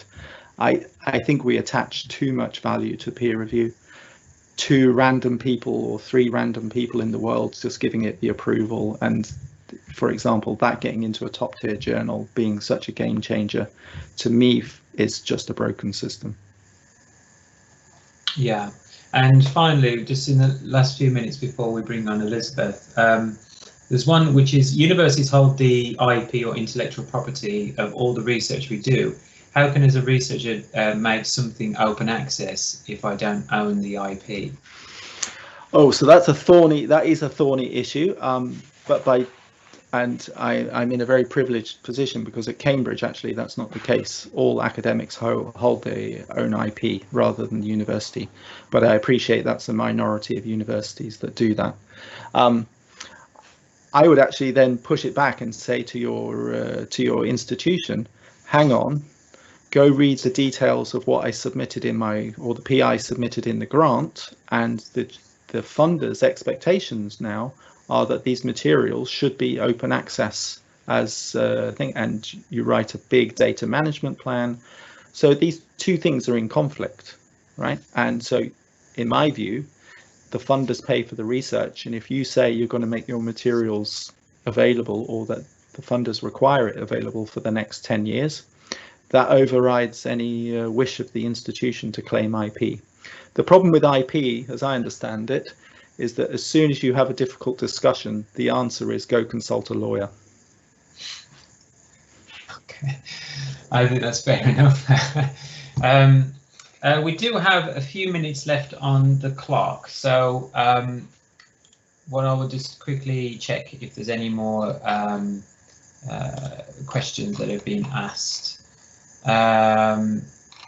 Let's just take a look. I think one of the issues that comes up with sort of registered reports, which are seen as the closest thing we have to a silver bullet in these in sort of dealing with you know, publication bias and bias against null results, but they can be quite laborious and they're not suited for everybody. So what in your view are the kind of limitations and how can you circumvent them? So as a computational neuroscientist, I wouldn't have the first idea how to write a pre-registered report, because what I do is pretty much sit in front of my computer with a shed load of data, try and analyze it, and as I start to analyze it, I see lots of new ways of doing it. So my pre-registered report would actually probably be quite vague and general about how I would start, but then it would have a lot of incidental findings that then came up. And so it might be quite a weak way of doing it. But I think really what we're talking about is these sort of much larger studies, like, you know, let's say you're doing a large neuroimaging study and you want to have a large cohort of, you know, subjects. It's going to cost millions of pounds to do. It just makes good sense to write something down beforehand and then get your peers who are not involved in the research to evaluate it and say, oh yes, that looks like a good set of protocols to analyze it. And I think I'd like to even mention the idea from Alex Freeman, this Octopus project, where it may be that, you know, for such large studies, you may get funding to do one bit, which is to write the pre-registered report. And then if that's then said, yes, that would be a great experiment, some other pool of people, it may not be the authors who wrote the pre-registered report, but some other group of people could then apply for funds to actually execute that research. So I think pre-registered reports are really good in the domains of, the sort of, psychology, I think, has really benefited from them. Good, thank you, Stephen. So we're now at 10 past, so let's bring on Elizabeth, who I'm sure everybody will know Elizabeth. She's got this rather scary, otherworldly ability to find errors in images in microbial research. And she's just going to walk us through sort of past exploits and the kind of roller coaster of trying to do this in correct bad science. So she's very much at the coalface. So Elizabeth, I'll hand over to you. Okay, you got everything ready? Okay, thank you. Can you see my screen? Can you see my slides? Yeah, everything's good. All right, great. All right, so I'll go a little bit over first what is good and what is bad science, because I think the distinction between good and bad science is actually not always very black and white. There's, of course, most scientists, I believe, are very honest and hardworking, and I've been focusing on the very bad science. But I think it's also a slippery slope between when science sort of is slipping into the bad. I think most of us are biased. We all have our ideas of how our results should look like. We all think about the outcome of our experiments, and I think most of us, including myself, are tempted to leave out the results we don't want. And we also have experience that scientific studies are often not reproducible. And that is because it's often very hard to capture all the different experimental conditions that we know are important in our studies. But it doesn't necessarily mean that this is bad science. That's still on the honest side of science. But then when we think about errors in statistics and models like p-hacking, then it becomes a little bit worse. And then I'll talk about the bad science, which is even the ugly, predatory journals, fake authors, peer review rings, and paper mills, and of course science misconduct, which is defined as plagiarism, falsification, and fabrication.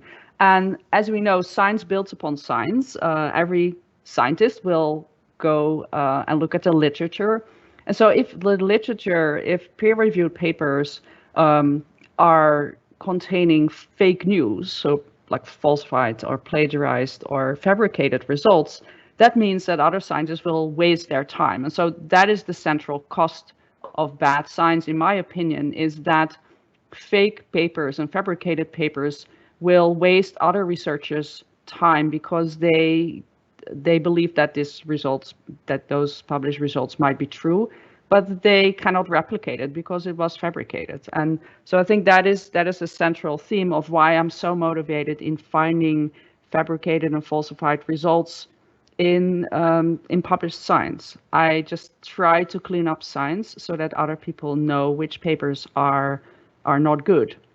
And what I'm mainly focusing on is biological images, so images in biomedical literature.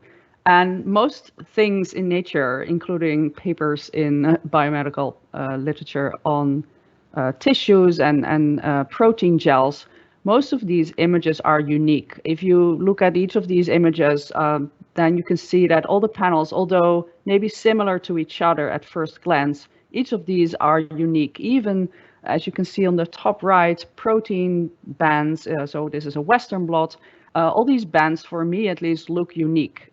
They all have different shapes and smudges and things that just stand out to me as unique. And so I'm focusing on finding duplicates in these images that are maybe the result of an honest error or maybe the result of an intention to mislead. And so here's some of the examples of papers, published papers with images that are duplicated. You can see on the top left a flow cytometry image that seems to be heavily manipulated. all the areas that I marked in colored boxes are identical to each other, but in between the pink and the orange box, you'll see an area that is different between these two panels, and so that appears to be manipulated. And then on the top right, you see 4 images that at first glance look unique to each other, but they actually show overlapping images, and so at least 3 of the 4 panels appear to have been derived from the same original sample. They just shifted the microscope a little bit to change the view, but I can still find the overlaps. And then there's Western blots that could be shifted, as you can see on the bottom right. And on the bottom left, you'll see some what I call simple duplications, where the same image has been used twice. And I've marked these in blue and red boxes. And so there's all different types of inappropriate image duplications. And I like to point out that when an image is used twice to represent the same experiment, I call that appropriate image duplication. So I won't raise those. I'm really talking about images that are duplicated to represent different experiments. And you can see that some of these might be honest errors, like the bottom left one, where there's a direct duplication. But then the ones that show a shifted point of view or even a manipulated image are very likely to have been done intentionally. And so I did a large study on that. I actually scanned 20,000 papers by myself, not actually reading them, just looking at the images. And I included 40 different journals from 14 publishers. And I found about 4% of these papers to contain inappropriately duplicated figures. And so you could say that's maybe a pretty high percentage, 4%. On the other hand, 96% of the papers did not have those duplications. And yeah, and so you could argue, like, what is the real percentage of the intentionally duplicated or manipulated data? That I don't really know, because half of these 4% might be honest errors. But even if 2% is intentionally duplicated, has intentionally duplicated results, that's obviously much too high. And actually the real percentage of fabricated papers might be even higher, because I only focus on very obvious things in photos, but there might be line plots, there might be sequence data, there might be all kinds of data that is much harder to look at. You really need to sit next to the researchers in order to catch somebody doing misconduct. So I just look at the very obvious problems in papers, and I'll probably only catch the tip of the iceberg. So just as an example, this is a image that has a lot of duplications. I won't leave it up too long, but if you just let your eyes scan over this at first glance, maybe all these images look different to each other. But in the next slide, I've shown you a couple of the duplications in here. This I cannot imagine that this is an honest error, but yeah, so this is sort of what I do, and this seems so obvious that you could wonder how could this ever pass peer review? And yeah, I'm wondering the same thing, but it's pretty nasty how it sometimes can be. And so another problem that I've been working with in published science are predatory publishers. So these are publishers that look like they're real scientific publishers. They're usually not indexed in the main indices like PubMed. And they seem to care more about publishing papers for money in the open access model than they care about the quality of papers. So they'll spam researchers asking them to publish in their journal. They offer a very fast peer review and open access model, and they sometimes publish huge amounts of papers on many topics. But their quality, the quality of their papers is really, really low. And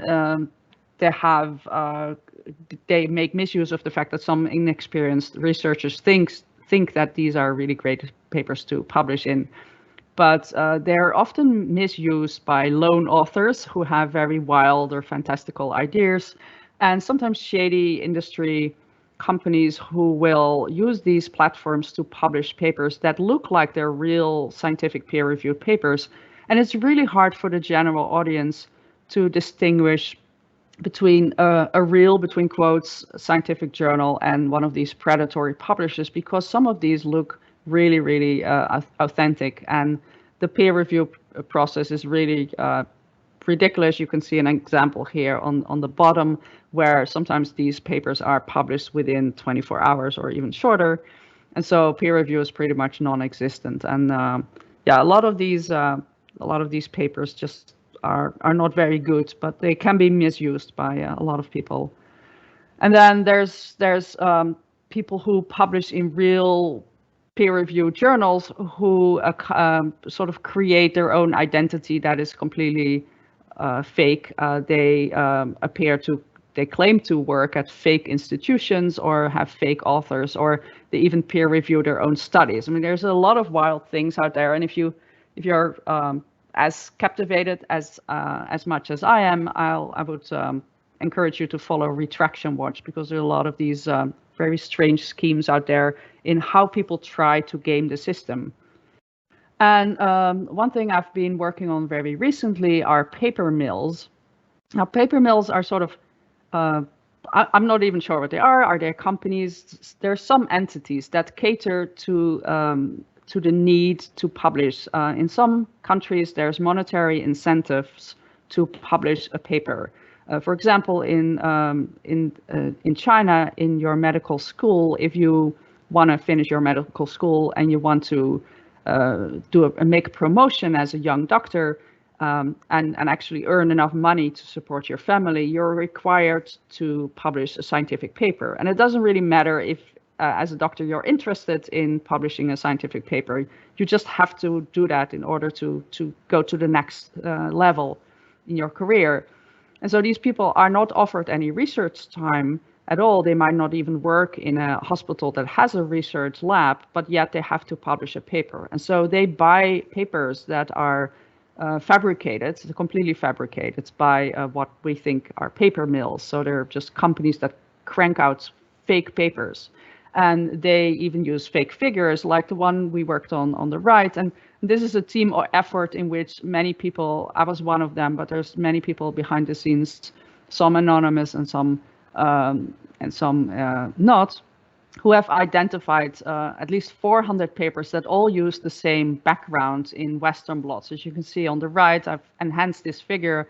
The bands are, we believe, all fake. They're computer generated, and the backgrounds are all the same. They have all the same stripes and irregularities, and this is how we recognize that. But it just makes you wonder how many fake images are out there that we did not recognize because the paper mills were a little bit smarter and did not use all the same backgrounds. And I've been using very recently on another paper mill that had 121 papers that are identified that all use the same photos and that all all seem to have been fabricated. And so this is obviously a very worrying development, and I've been trying to report all these papers to the institutes, to the editor-in-chiefs of the journals and the research integrity officers. And what has been very frustrating for me, from my point of view, is that a lot of the institutes and the journals do not follow up on these things. And so as sort of a last slide that I want to leave up with some thoughts about these things is like, what are the costs for bad science? So like I said, is that science builds upon science, and every paper that is a fake paper is going to waste other people's time, and it's sort of a brick that is rotten, and that sort of destroys the whole wall of science that this brick is built on. And so we've seen that with the latest COVID-19 papers as well, where we have a lot of new research that's being put out and then immediately retracted. It's very damaging for science, but it's also very damaging for the general audience, who now might think that science is actually not as great as they have always perceived. And so I think as scientists, we really need to think about what that tells the general audience on whether or not science is trustful. And so, I mean, I can talk hours about this, but one thing I would like to point out, it's much better to catch misconduct before before papers get published. That saves everybody a lot of time and effort. And we've actually shown that in one of the research studies that we did, that it will save editors a lot of time if they can catch these things before peer review and before publications. How we do that, that's hopefully we can talk about that in the discussion. And finally, I like to mention a lot of conflicts of interest that I've been frustrated about, where publishers and institutes might have all kinds of reasons to not address the problems that I've been finding in these papers. And I would really like to talk to them in order to break through these conflicts of interest and actually correct science. So with that, thank you. Wonderful, thank you, Elizabeth. Very interesting talk. We have a flood of questions, so we'll do our best to get through them. So first one is for Dr. Vick. Could a program be developed for journals to reverse image search figures in the same way that they use anti-plagiarism software, or do we need to clone you? I've had that a lot. So several publishers are working on with I believe 3 different software developers that have tools like that. Computationally, it's much harder than scanning papers for text like plagiarism checkers do. So it's computationally pretty intensive, and it's not as good, I think, as the human eye as of now, but it's getting better. So I'm confident that, let's say 5 years from now, or maybe even sooner, we'll have publishers scanning for these things. I'm sure that the bad scientists will find other ways to circumvent this, but yes, that's the best we can do. Yeah, so you've sort of touched on a question I was about to follow up with, which is sort of 2 questions from separate people, Willem and Joe, and I'll just merge them. So one is, will image manipulators not just get smarter and become untraceable? And the second question is sort of, have you noticed any trends or techniques that are being sort of used to make it more difficult to detect?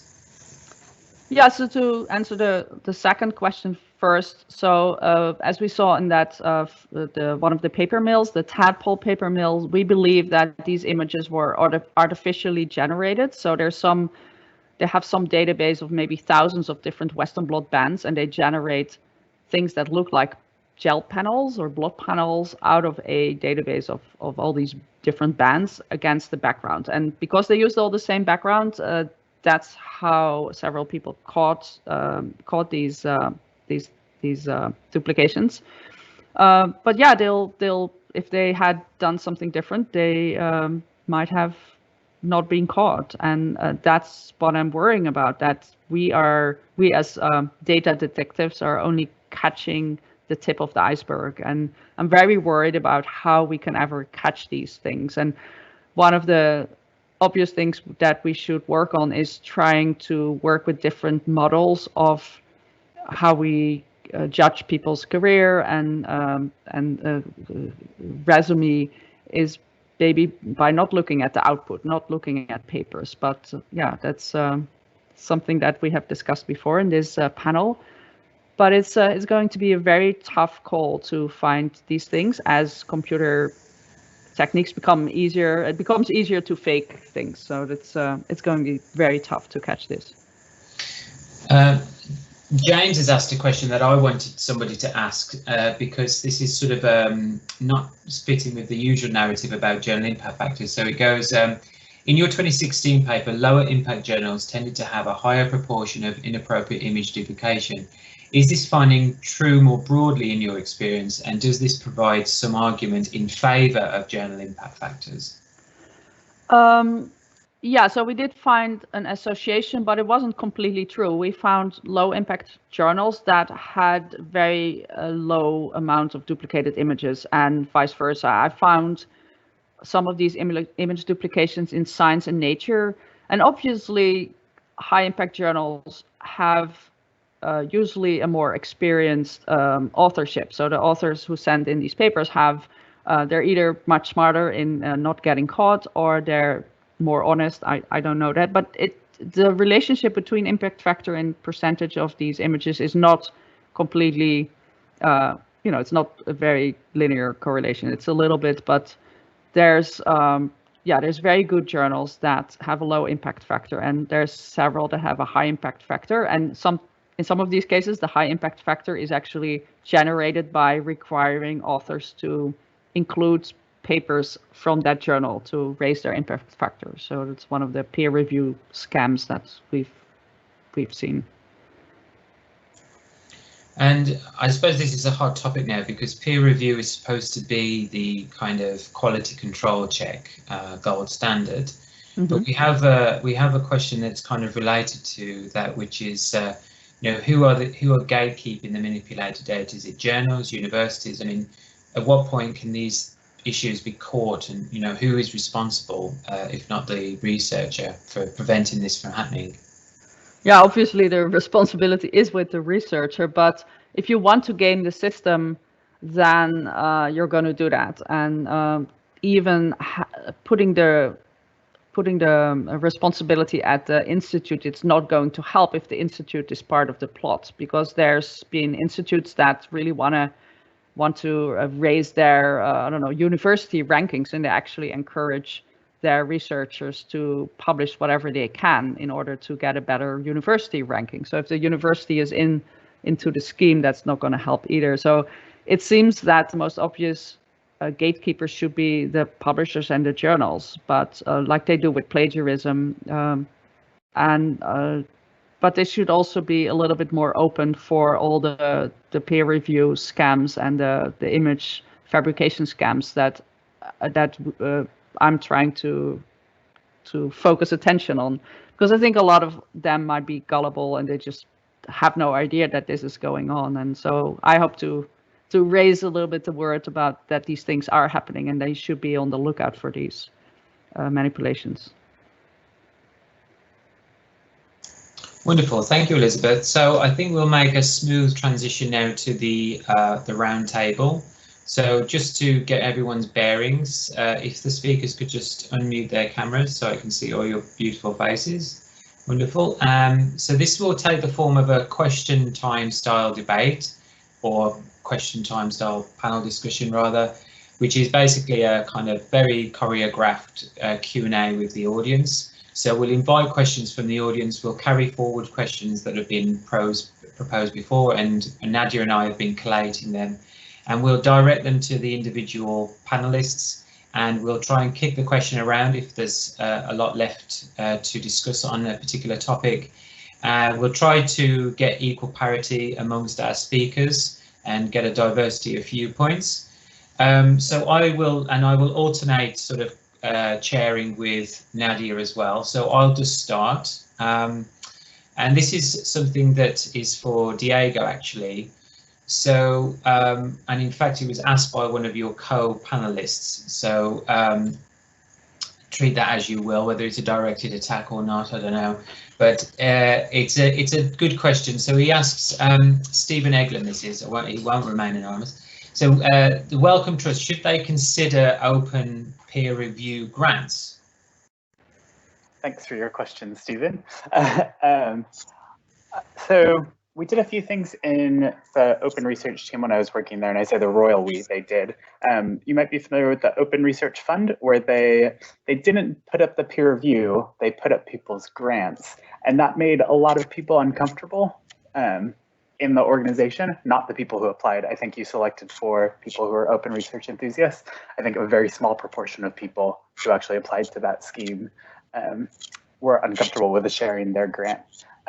My experience in funding with open peer review is that the community isn't even ready for open peer review on publications. Like, right, so publishing your results potentially in the system now, you get a current like gold star if it's in a certain journal. When there's actual physical money attached to it, I think people are going to be so uncomfortable, even though I'm favorable of that idea.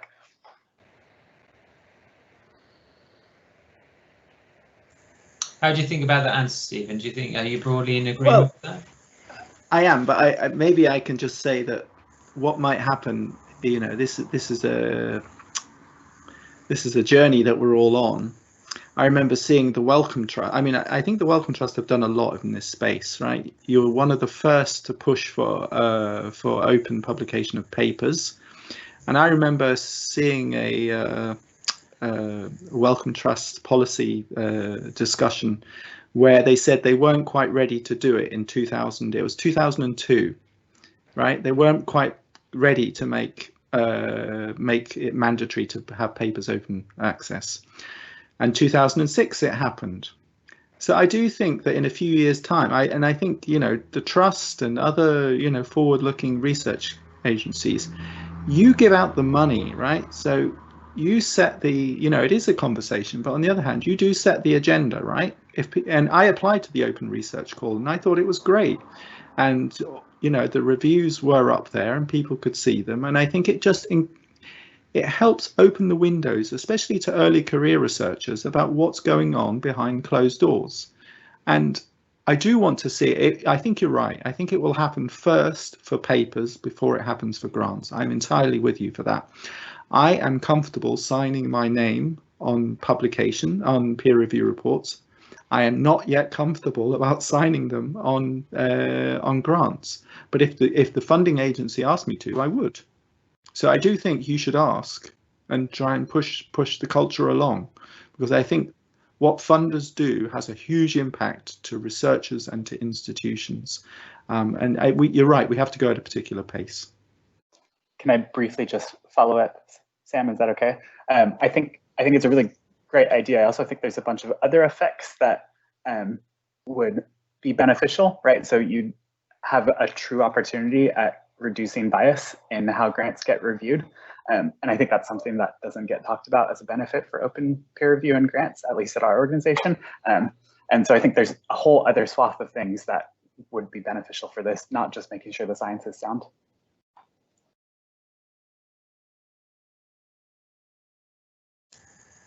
Wonderful. So Nadia, do you want to take over? The race to unmute myself. So this question has actually been slightly a slightly different direction, but it's been very highly rated by the audience. And I think I'll direct it first to Tanita, because I think it was related to your talk. And they say, it's an anonymous person, they say, I find it slightly misplaced that we're asking what awards are given as opposed to how do we make sure scientists have a stable salary. They go on to say, I truly think that it is your salary is not dependent on your immediate outputs. It gives you time to think and carefully replicate your results. I do not think any person starts a research career with the idea to be careless or fraudulent, but the pole to the top is so slippery that by the time they get there, they've grown claws. So the question then is, can we come up with a stable structure for scientists to not be worried about their salaries all the time? And at the end of the day, feeding their families are often more important than which way round, you know, p-value is rounded, and which will determine a lot of your impacts. And this is slightly related to somebody else's question, where they say, you know, that perhaps the reason for some of the frauds that's identified is just because it's the rewards are high and the punishment's just not there. You know, if you don't get found out, actually the reward is worth it. Yeah, I mean, I think it's probably inevitably the case that where there's a lot of pressure and precarity in funding and profession, the temptation will be there, the pressures are there, and as you say, the disincentives are not as powerful. And I would say that is something we need to fix. But not just at the university level, but something that we need to cooperate and collaborate with the funders. And I think it is coming. You know, I think there are a couple of things. To make the grants longer, that's an important thing to do, because that then allows you time to think and reflect rather than rush to the result or rush to the publication, and it acknowledges that good research takes time. Clearly that might mean, in a fixed budget sort of sense, that fewer people will be funded, but maybe that's a trade-off that we're prepared to take.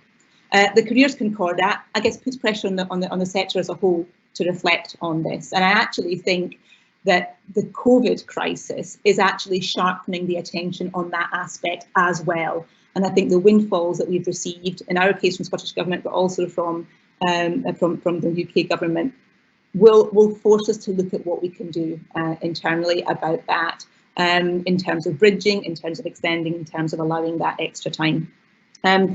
The other thing I would say that we can work on in the sector is to actually professionalise the research career. I look, especially at the postdoctoral level, things are a little bit in flux all of the time. Expectations aren't quite clear. There's a lot of variation in contract length, and a lot of differences between our institutions. So precarious though it is and steep though the pyramid is, I think things would be helped by clearer direction on what expectations are, but also clear about where you are in that progression. So can we have more consistent reward recognition across our institutions, and also a clearer path to professionalisation? And that is something that, for example, the UK Reproducibility Network is working on as well, for that consistency, so that people can move around, see the same standards. But I think on top of that, also greater professionalisation of this work. Thank you. I will now move on back to Sam for the next question. So I thought that was answered very comprehensively. Yes, thank you. That was a great response, and a lot of nodding heads, which is why I think we can move on to the next question. So this one is sort of to the panel, but I think it was let me just, while I read it out, I'll think about who best to direct it to, so everybody on their guard. So when should one think about the possibility of scientific misconduct in the peer review process? When and how should graduate students be introduced to the problem of science misconduct? I'm going to give this to Stephen, I think, because Stephen or Elizabeth, actually, because I think it's important from a researcher's perspective. When were you made alive to issues with scientific misconduct, if anything, or whether you just learned through experience? So we'll start with Stephen, and then if there's enough fuel in the tank, we'll go to Elizabeth.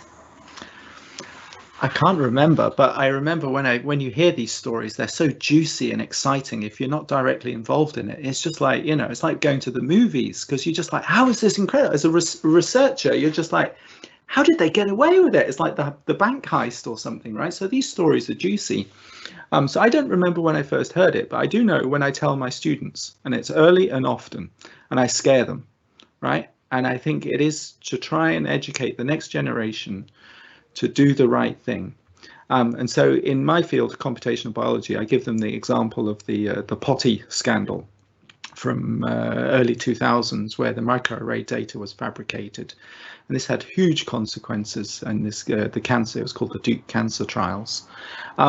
And it's a real eye-opener, but it's also incredibly, I mean, people outside my discipline watch this 40-minute video, right? And it actually made also the 60 Minutes in the US, right? It's such a gripping story, right? But then when you see the impact it has, I think it really makes people really shocked and just like, this really matters. And I think, so as educator, rather than a researcher, or when I'm, as a PI in a lab, I think it's our responsibility to do it as early as possible. And I tell students, for example, from day one, you should assume that whatever you do will be made public at some point. So in principally, we write a lot of code and data analysis. I say, one day somebody will look at this, we will share this. And so right from the get-go, the expectation is it will be open to scrutiny. And I think that encourages a good behavior. I'd like to hear what Elizabeth says. Yes, Elizabeth, do you want to carry on?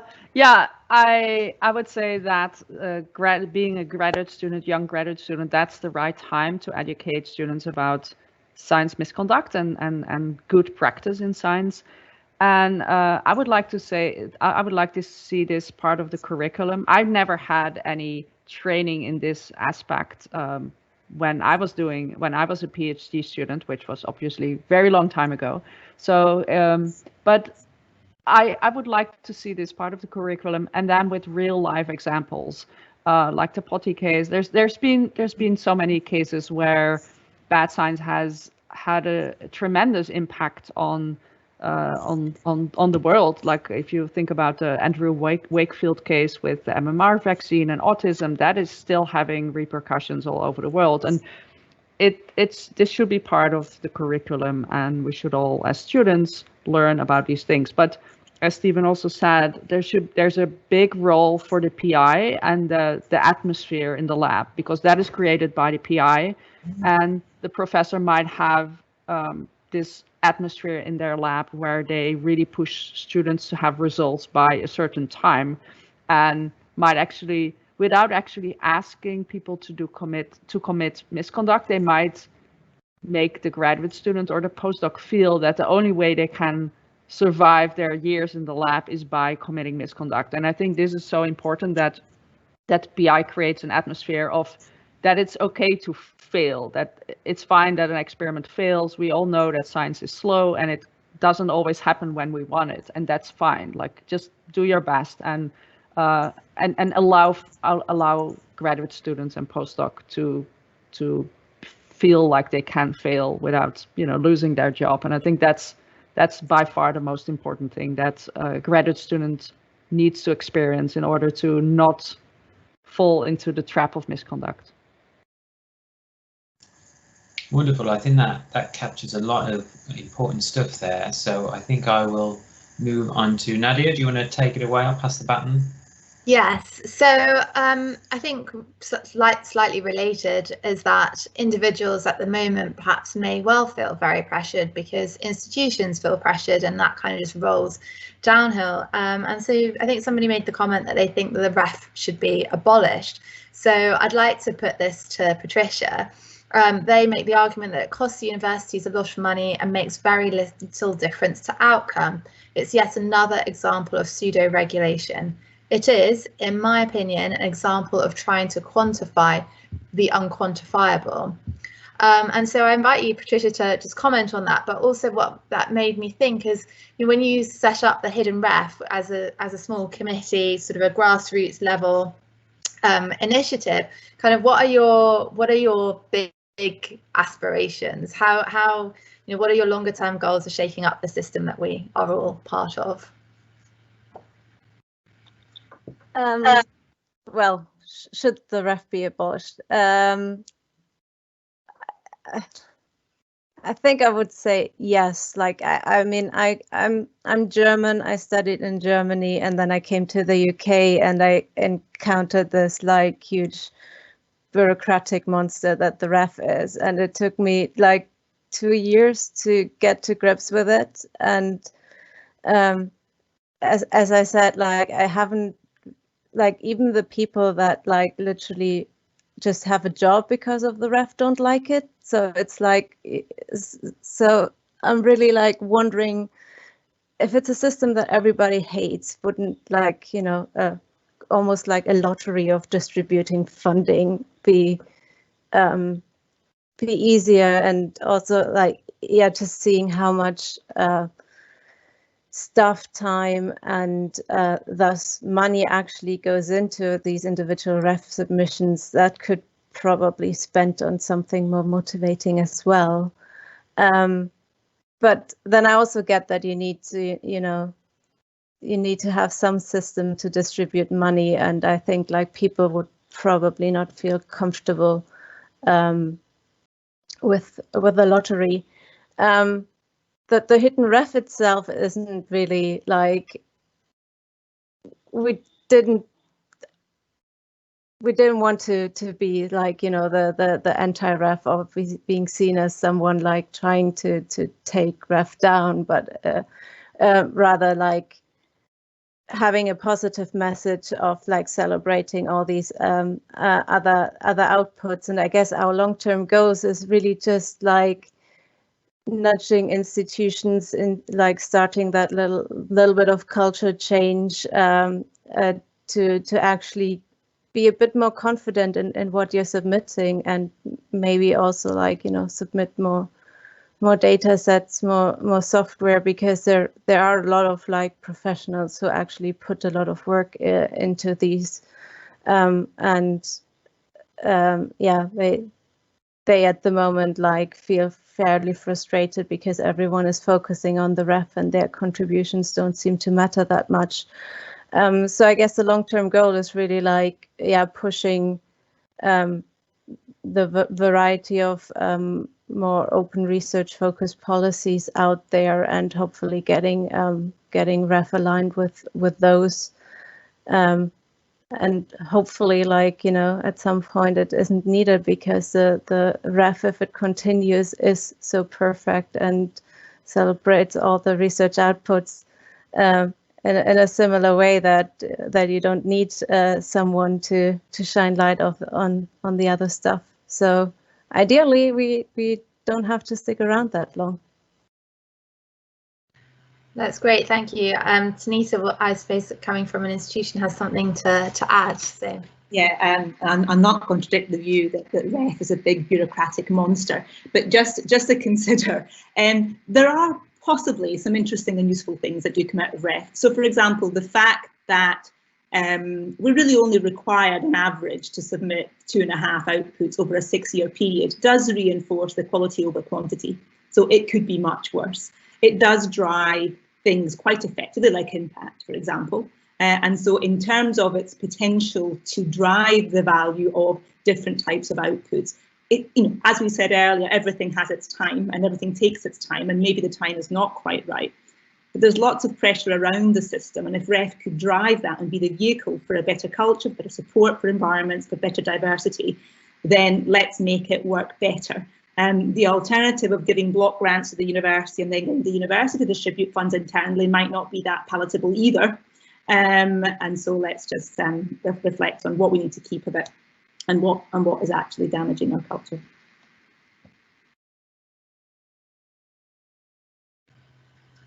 yeah, that is a really interesting point, and I suppose one that perhaps we don't focus on that at all within the sort of general research community. I think we perhaps focus more on the negative, but maybe that is just a sort of a second order effect or an unintended consequence. So I'll now hand over to Sam for the next question. I'm at a sort of a conflict here, because I really want to ask Elizabeth a question, but I know that we have other questions as well. And I'm really disappointed that it hasn't been asked, because, well, I'm going to ask it anyway, because this is a once in a lifetime opportunity. So Elizabeth, one of the things that stops people from correcting others' work is because it's sort of bad form and there could be a backfire. And I think that's what stops people from doing it. And if you add into that the time and energy that you have to put aside to do this thing, and you get these sort of error detectors such as Nick Brown and James Heathers or data thugs. And in a talk for the Rights Club, Russell Poldrack sort of said that the sort of element of going around and cross-checking other people's work can sort of generate an environment that is not actually seen as to be collaborative and sort of community-led. It's more a case of gotcha, series of gotcha papers. So I'll feed that, I'll turn that comment into a question. So one thing that you've said in the past is that in your 2016 paper, I believe you contacted the journals directly as opposed to the authors of the papers directly. And the idea being that, you know, some of the papers that you looked at were still under review. And maybe you could expand on that, because that could be one way of sort of a nice etiquette of how to correct other people's work. Well, yeah, that was sort of the standard way of reporting papers, is to not directly ask the authors, because that if you're working in a lab like I was at that time, it's not very good for your career necessarily to raise critical questions. And of course, I'm not just asking about a statistical method or like a cell line that people used. I'm really pointing out duplications and maybe fabrications, and so it put me in a very risky position. So yes, I contacted the editors, and I always asked specifically to not mention my name to the authors. And as I grew a little bit more comfortable in doing this, I started posting things anonymously on PubPeer, which is a website, because I did grow very frustrated with the lack of response from institutes and the publishers. Just to give you an example of the 800 papers that are reported in 2014 and 15, only 30% of these have been corrected or retracted. The majority has been corrected. So that means that 2/3 of these papers have not been addressed. Like, they're still out there uncorrected, even though they might have fabricated results, and it's very frustrating. And so I actually quit my job last year in order to be able to be in a position where I'm not employed. I don't have to worry about my career anymore because I don't have a career. I just now am free to call out these things. And yes, I think most of the things that I call out are gotcha because they're duplicated images, and many of these are intentional. I'm not talking about little mistakes or typos, or I'm talking about big errors. And I think all scientists, even the ones that are honest and make mistakes, should always be open to criticism. Like a science paper is not done once it's published. It's still, it's a growing piece of work. It's sort of, you reach a certain level, but it's just a step up for the next research. So you should never see a publication as a finished product. Like I feel we should always be open, and maybe we should move towards a model where we can all, like where a paper is never done, where it can always grow, and it sort of is this, you start with a preprint and then it's peer reviewed, but it should always be allowed to grow and be corrected, and that is what most scientists should be more open about, and they're not. But hopefully times will change and people are more into that model. Like preprints have, 5 years ago that was a weird thing to do a preprint, and now everybody's doing it, and that's great. That's a good development, and we need more of those things in science. Wonderful. So I need to quit my job then and become a consultant. Great. I'm not making any money, so. Oh, okay. I cannot really recommend. It's not for everybody. I'll take questions. Yeah, I will take anonymous tips, and I actually get like daily. I get 10 different tips from people who are employed and who want to raise a critical question, and I'm sort of their channel to actually raise these issues. Wonderful. I don't know whether anybody else wants to chip in on that. I think it's sort of the kind of bugbear that researchers have, I guess. Nadia, shall I hand it over to you to ask another question? Yeah, I am conscious of the time that we have left. But there was a question that I saw that sort of speaks to me a little bit more about kind of the state of trying to weed out bad actors in the terms of contributing to better research culture.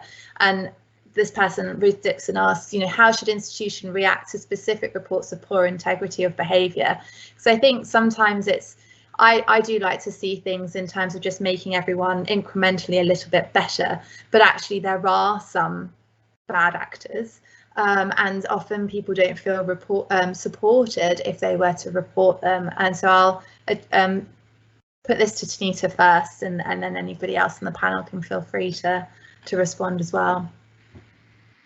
So most universities will have a procedure for that weeding out.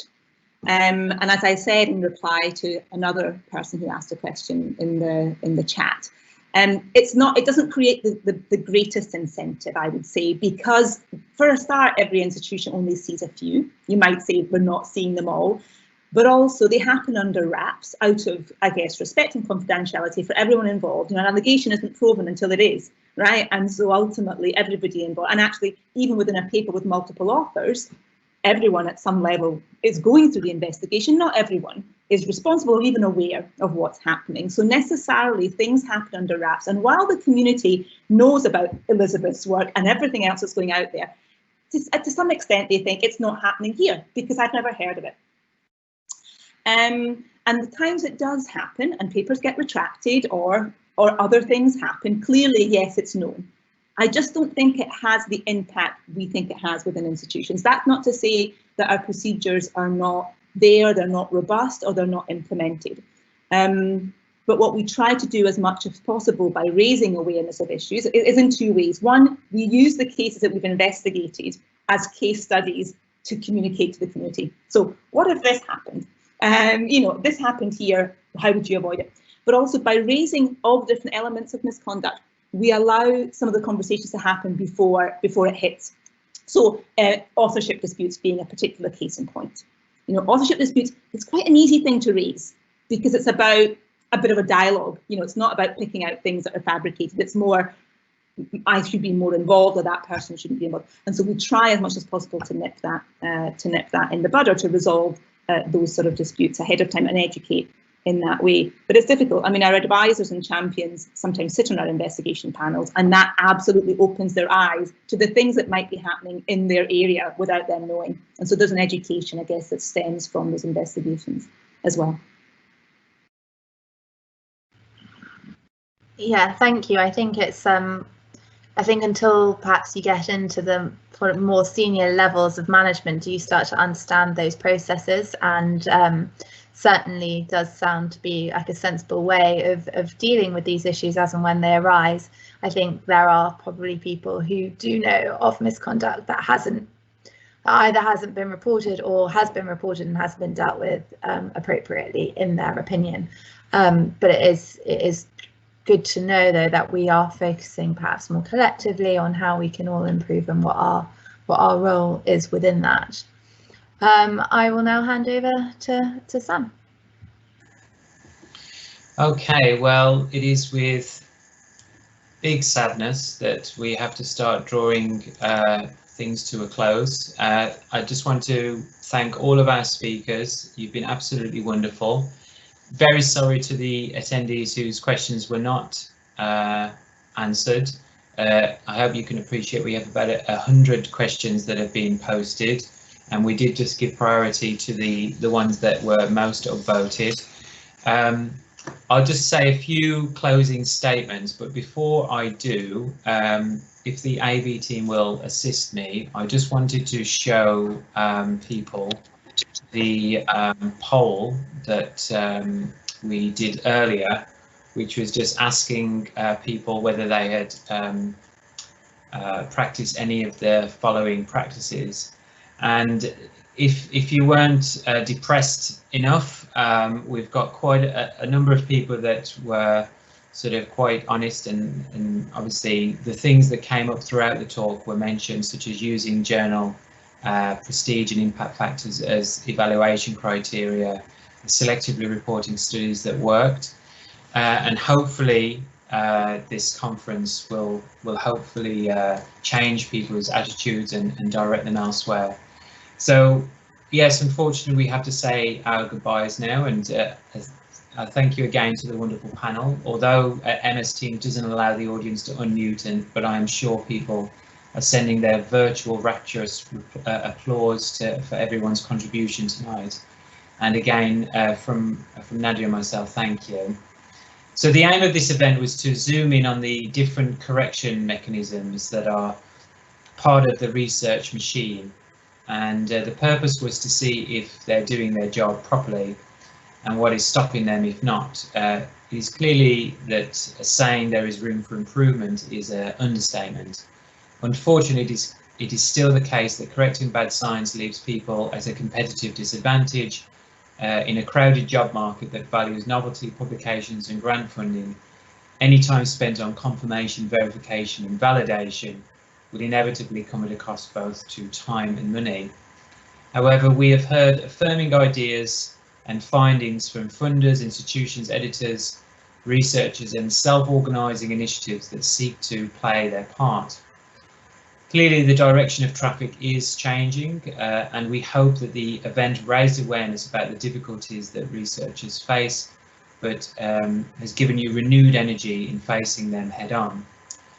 The topics discussed this afternoon require repeated viewing, which is why all of the talks have been recorded and will be uploaded to the Right Science YouTube page. All the slides will be made available via the Right Science OSF page as well. Please spread these materials far and wide and help raise awareness and instigate much needed conversation. Before you go, we'd like to thank everyone involved. Thank you to the Crick Institute for awarding us the Networking Fund, which proved instrumental in securing support for this event. Thank you to the co-applicants, Kirsty Whittaker and Frank Norman, and to our colleagues at UCL, Jessie Baldwin, Tobias Schuller and Emma Norris, for their enormous contribution in securing the grant. Thank you finally to the pledge funding from Alexander Bird via the Peter Sowerby Foundation. You shall hear more from us and from Jessie and Tabia in particular in upcoming events. But until then, that's good night from me. And also, Nadia, if you're there, do you want to say ta-ta to everybody? Yeah, thank you all for listening. Thank you to our panelists for such an engaging discussion. And I hope to see you all again very soon for our next event. Wonderful. Okay, so I'll put the holding slide up and let everyone pop off. So thank you all again, and I'll see you in the morrow.